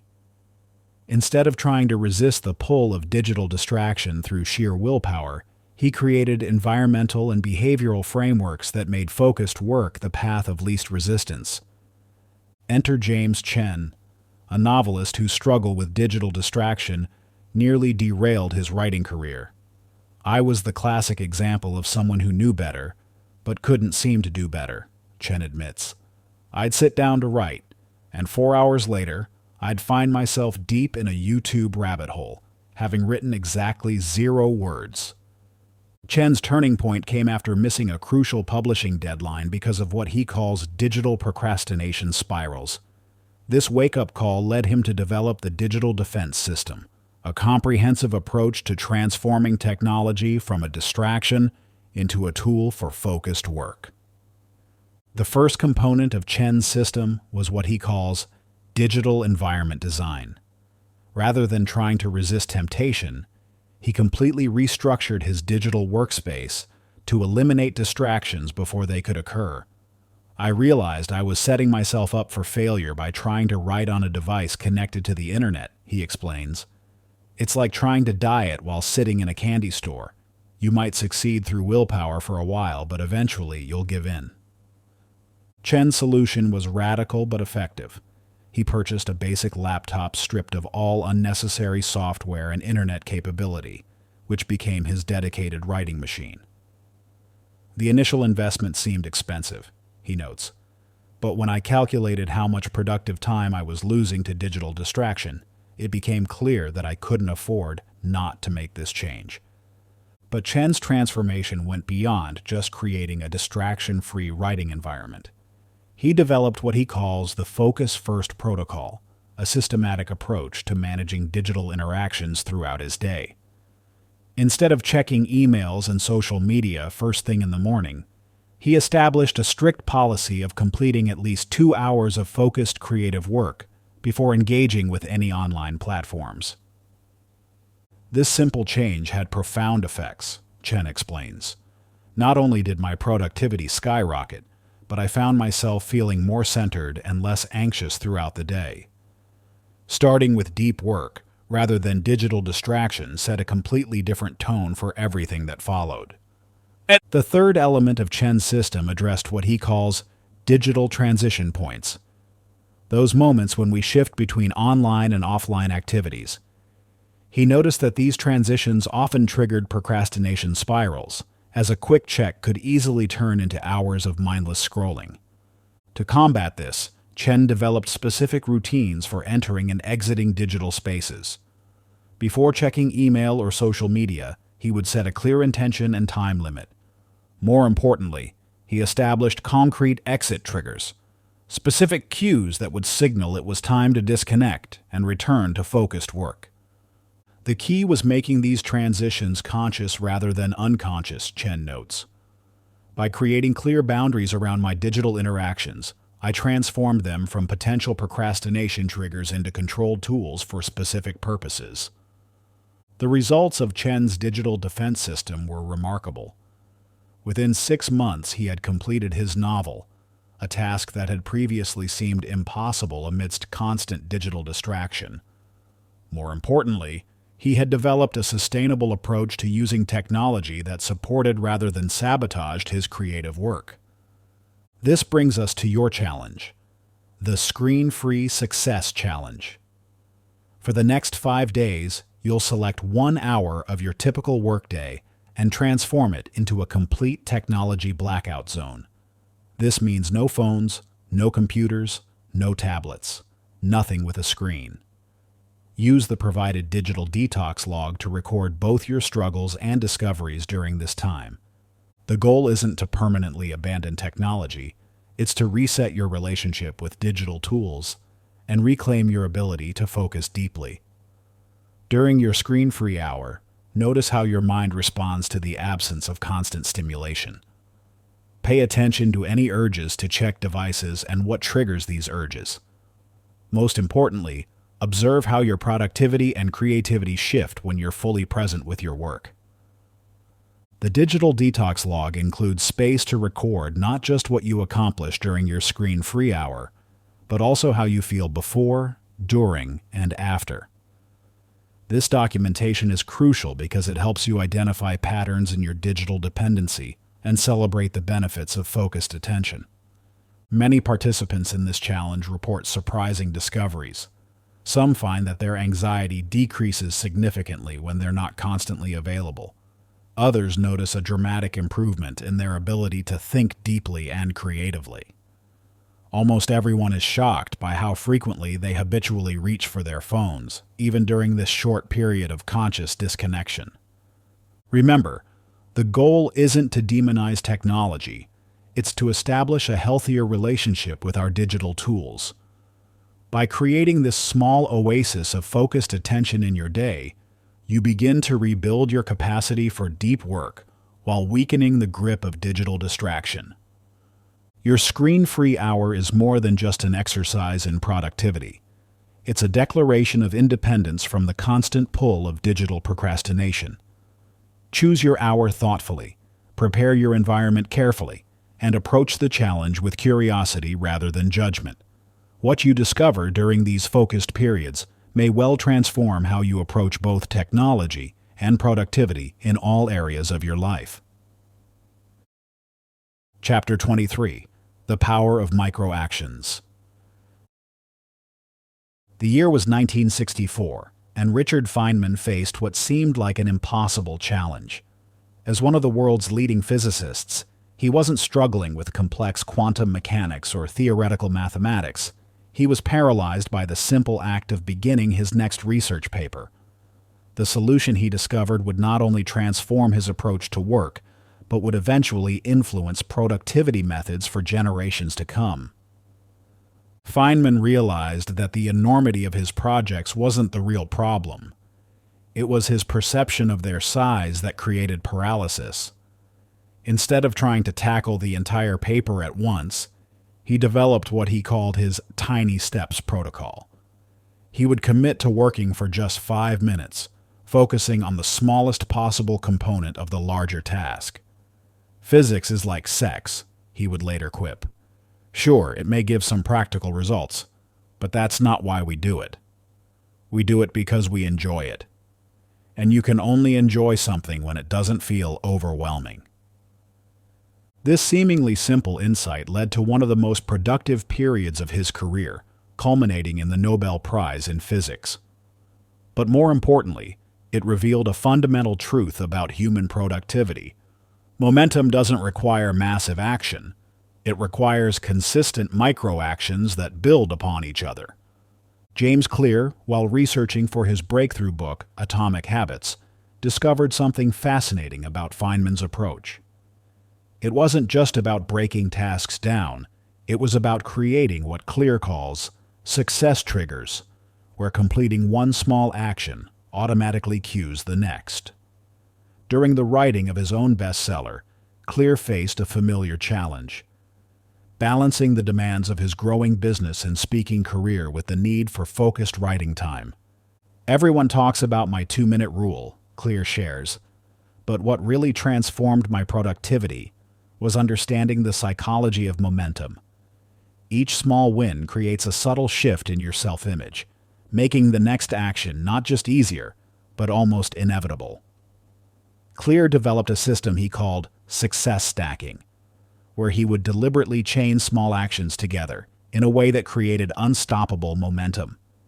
For example, instead of trying to block out entire days for writing, Clear would start with a commitment so small it seemed almost laughable, opening his writing document and typing a single sentence. The key insight was realizing that the hardest part isn't writing, it's starting to write, he explains. Once I removed the pressure of having to write a lot and focused instead on just initiating the process, everything changed. This approach led to a remarkable discovery. On days when he committed to writing just one sentence, he would typically end up writing for hours. The micro action of starting created a natural momentum that carried him forward. More importantly, because the initial commitment was so small, he never felt the resistance that often leads to procrastination. Enter Priya Patel, a software developer whose story perfectly illustrates the transformative power of micro-actions. Despite being highly skilled, Priya found herself consistently procrastinating on important projects, letting crucial deadlines slip while she remained stuck in planning mode. "I was the queen of elaborate productivity systems," she admits. "I had beautiful Trello boards, color-coded calendars, and detailed project plans. But none of it mattered because I couldn't get past the initial resistance of starting." Priya's turning point came when she discovered what she would later call the momentum multiplier method. Instead of trying to overhaul her entire workflow at once, she focused on identifying the smallest possible action that would move each project forward. For coding projects, this meant committing to writing just one line of code. For documentation tasks, it meant writing a single paragraph. The breakthrough wasn't just in breaking tasks down, Priya explains. It was in understanding how to create chains of micro-actions that built upon each other naturally. She developed a system where each small completion would automatically trigger the next action, creating what she calls success spirals. For example, when starting a new feature for her team's app, instead of thinking about the entire development process, she would focus on writing just one test case. Once that was complete, she would naturally want to write the code to make that test pass. After the test passed, she would feel compelled to add documentation for what she had just built. Each step flowed naturally from the one before it, creating momentum without conscious effort. The results were remarkable. Within 6 months, Priya had not only cleared her backlog of delayed projects, but had also developed a reputation as one of her team's most reliable developers. "The irony is that by committing to doing less, I ended up accomplishing far more," she notes. "When you remove the pressure of having to do everything at once, you free yourself to actually begin." Priya's system had 3 key components that made it particularly effective. First was what she called success anchors, specific, incredibly small actions that would serve as entry points for larger projects. These weren't just random small tasks. They were carefully chosen to create natural momentum toward the next step. The second component was her trigger tracking system. Instead of focusing on completing tasks, she paid attention to what naturally motivated her to continue working after completing each micro-action. This allowed her to design her workflow around these natural momentum points, making continued progress almost automatic. The third element was what she termed victory validation, a simple but powerful practice of celebrating each micro-completion, no matter how small. "Most people wait to celebrate until they've achieved something big," she explains. but I discovered that celebrating tiny wins actually creates the emotional fuel needed for bigger achievements. This brings us to your challenge, the Success Spiral Sprint. Over the next 24 hours, you'll identify 3 tasks you've been avoiding. Tasks that seem small enough that your procrastination almost feels ridiculous. These should be genuine 5-minute tasks, not arbitrary divisions of larger projects. Write these tasks down, but don't stop there. For each task, identify the smallest possible first action, something so tiny it feels almost meaningless. Maybe it's opening a document, writing a single email sentence, or making one phone call. The key is that these actions should take no more than 30 seconds to complete.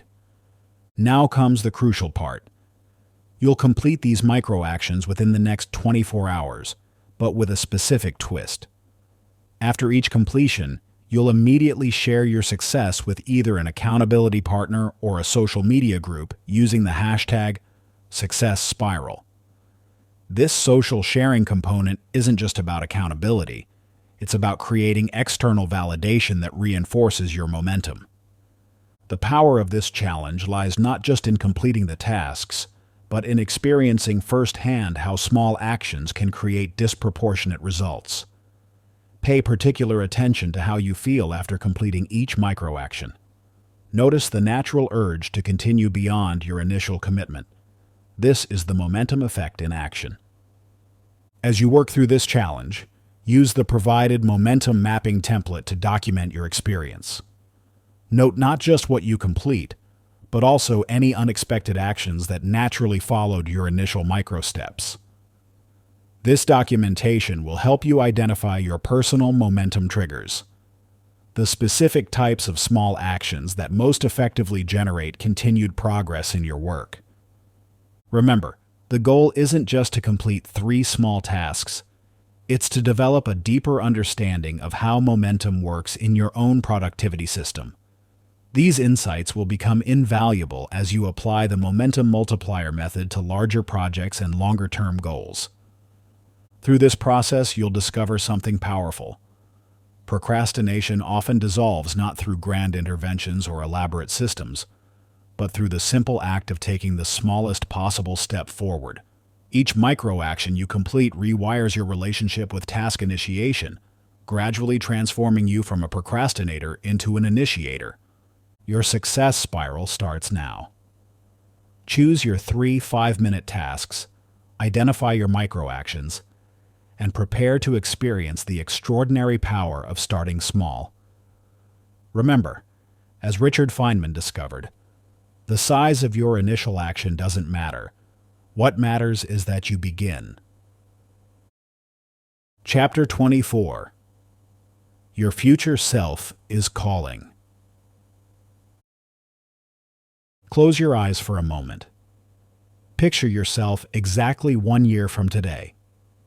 You're sitting in your favorite spot, a quiet place where you do your best thinking. In your hands is this very book, worn from use, its pages marked with insights and revelations. But something is different about you. The weight of perpetual procrastination has lifted. The constant battle between what you should do and what you actually do has transformed into a harmonious flow of purposeful action. This isn't just a visualization exercise. It's a glimpse into a very possible future. The person you're seeing isn't some idealized version of yourself, but rather the natural evolution of someone who has learned to work with their brain instead of against it. This future self has discovered something profound. Procrastination was never the enemy. It was simply a misunderstood ally in your journey toward growth. Michelle Obama faced this exact realization while writing her memoir, Becoming. Despite her remarkable achievements and discipline in other areas of life, she found herself struggling with what she calls the paralysis of the blank page. The former First Lady, known for her powerful speeches and decisive leadership, would spend hours reorganizing her desk, answering emails, or doing anything else to avoid facing the vulnerability of putting her story on paper. "I kept waiting for the perfect moment," The perfect words, she reveals. Then one day I realized something that changed everything. My future self was waiting for me to get out of my own way. This insight led her to develop what she called her future self-focus technique, a method that would not only help her complete her memoir, but would transform her entire approach to procrastination. Instead of focusing on the immediate discomfort of starting, Obama began each writing session by connecting with her future self, the Michelle who had already completed the book, who had shared her story with millions, who had inspired countless others to share their own truths. I wasn't just writing for myself anymore, she explains.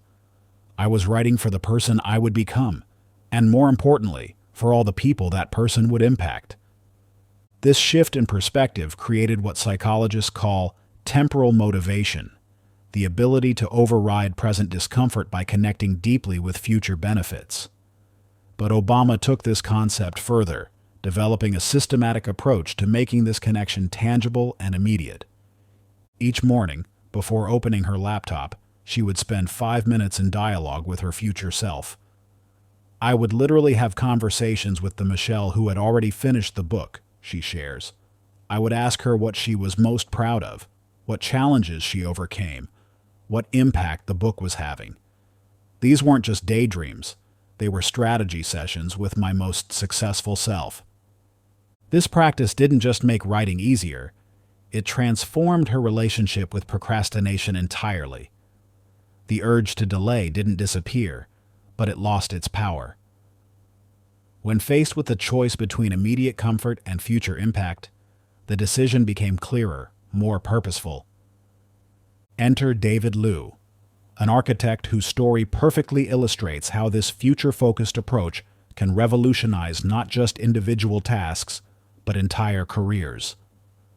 Liu had built a successful practice, but found himself constantly caught in what he called the deadline spiral. Procrastinating until time pressure forced action, delivering projects at the last minute, then feeling too drained to break the cycle. I was surviving, but I wasn't creating the legacy I knew I was capable of, Liu admits. Every project felt like a race against time, rather than an opportunity to make a lasting impact. His turning point came when he discovered what he would later call the Legacy Launch Protocol, a systematic approach to connecting daily tasks with long-term vision. Liu's protocol began with a simple but powerful exercise. For each project, he would fast forward 20 years and imagine someone experiencing the space he was designing.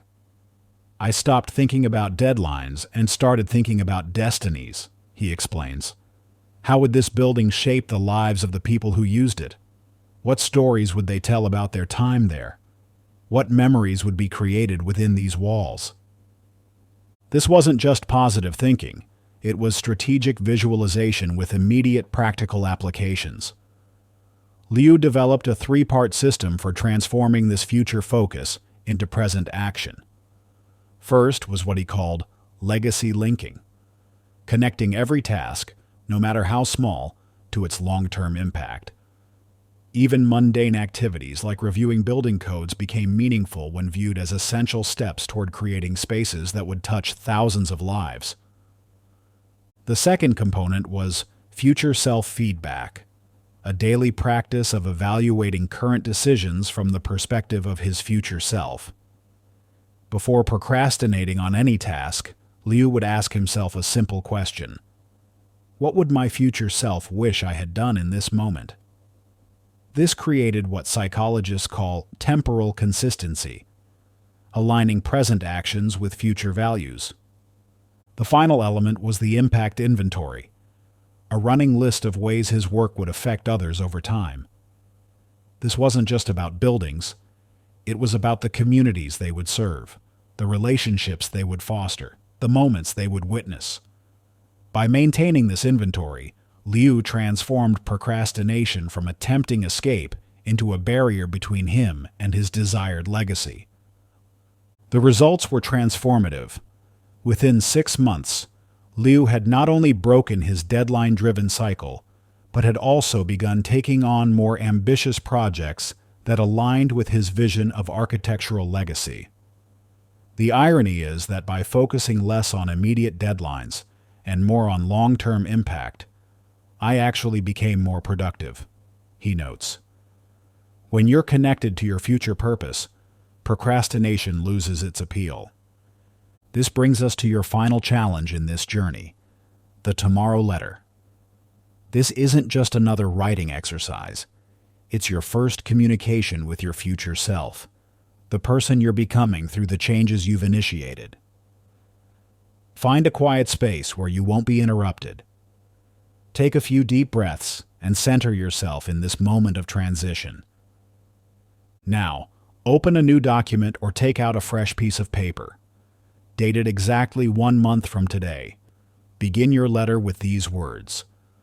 Dear your name. When you read this letter in 1 month, these are the changes you'll have experienced.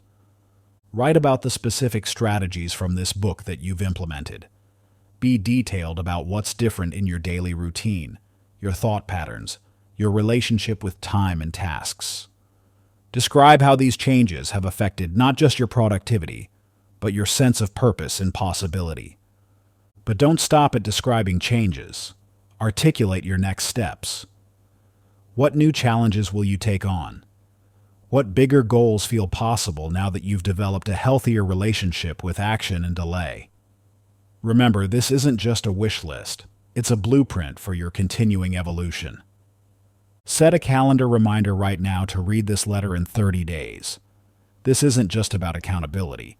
It's about creating a moment of reflection and celebration, a checkpoint in your ongoing journey of transformation. As you seal this letter, either literally or digitally, take a moment to appreciate how far you've come. The person who opened this book is not the same person closing it. You've developed a new understanding of procrastination, acquired practical tools for managing it, and most importantly, begun to see yourself as someone capable of consistent, purposeful action. Conclusion. Looking back at where we started this journey together, I'm reminded of a profound truth. The greatest transformations often begin with a simple shift in perspective. When you first opened these pages, procrastination likely felt like an enemy to be vanquished, a flaw to be fixed, or a habit to be broken. Now you understand it for what it truly is, a sophisticated feedback system designed to guide you toward your highest potential. Think of it like discovering that what you thought was a wall blocking your path was actually a door waiting to be opened with the right key. Through the Momentum Matrix ITM system, you've gained not just a key, but an entire framework for understanding and working with your natural rhythms, rather than against them. This brings to mind a conversation I had with Michael Chen last month, 5 years after his initial transformation. The biggest surprise, he told me, wasn't just turning my startup around or reaching that $50 million valuation. It was realizing that productivity isn't about forcing yourself to work harder. It's about understanding your internal operating system. Michael went on to share how he maintains his momentum today. I still use the 5-second reset every morning, especially for tasks that feel overwhelming. But now it's not just a technique. It's part of how I think. When I feel that urge to procrastinate, I don't fight it. I decode it. Sometimes it's telling me to step back and strategize. Other times it's pointing out that I need to break a task down further. The key is that I'm no longer at war with myself. This perfectly illustrates why traditional productivity advice so often fails. It's like trying to force a river to flow upstream. You can push against the current with all your might, but you'll only exhaust yourself in the process. True transformation comes from understanding the river's natural flow and working with it to reach your destination. Think about how far you've come. Through strategic procrastination, you've learned to distinguish between destructive delay and productive pause. The pressure progress paradox has shown you how to transform deadline stress into focused action. And with the 5-second reset, you possess a powerful tool for breaking through inertia in any situation. But these aren't just techniques, they're keys to understanding your own internal guidance system. When used together, they form a comprehensive approach to turning your delayed dreams into daily reality. The procrastination that once felt like your greatest weakness has been revealed as your untapped superpower, waiting to be unleashed. Now, I want to be clear about something. This isn't the end of your journey. It's the beginning of a new way of living. You've unlocked the code to your own operating system. You understand that procrastination isn't your enemy. It's valuable feedback from your brain about what needs attention, adjustment, or recalibration. This brings us to your final challenge, and I want you to take this seriously. Within the next hour, not tomorrow, not later, but in the next 60 minutes, identify the single most important task you've been avoiding. You know the one. It's that project, decision, or conversation that keeps nagging at the edges of your consciousness. Now, apply the 5-second reset. Not as a technique you're testing, but as the transformed person you've become. Someone who understands that action isn't about forcing yourself, but about flowing with your natural rhythms of productivity. Your time is now. Not because you've conquered procrastination, but because you've learned to decode it. You've transformed what was once your greatest perceived weakness into your hidden source of power. The waiting is over. Your new life begins in this moment. Thank you for joining me on this journey. Remember, you're capable of so much more than you know. Now take the next step and make it happen.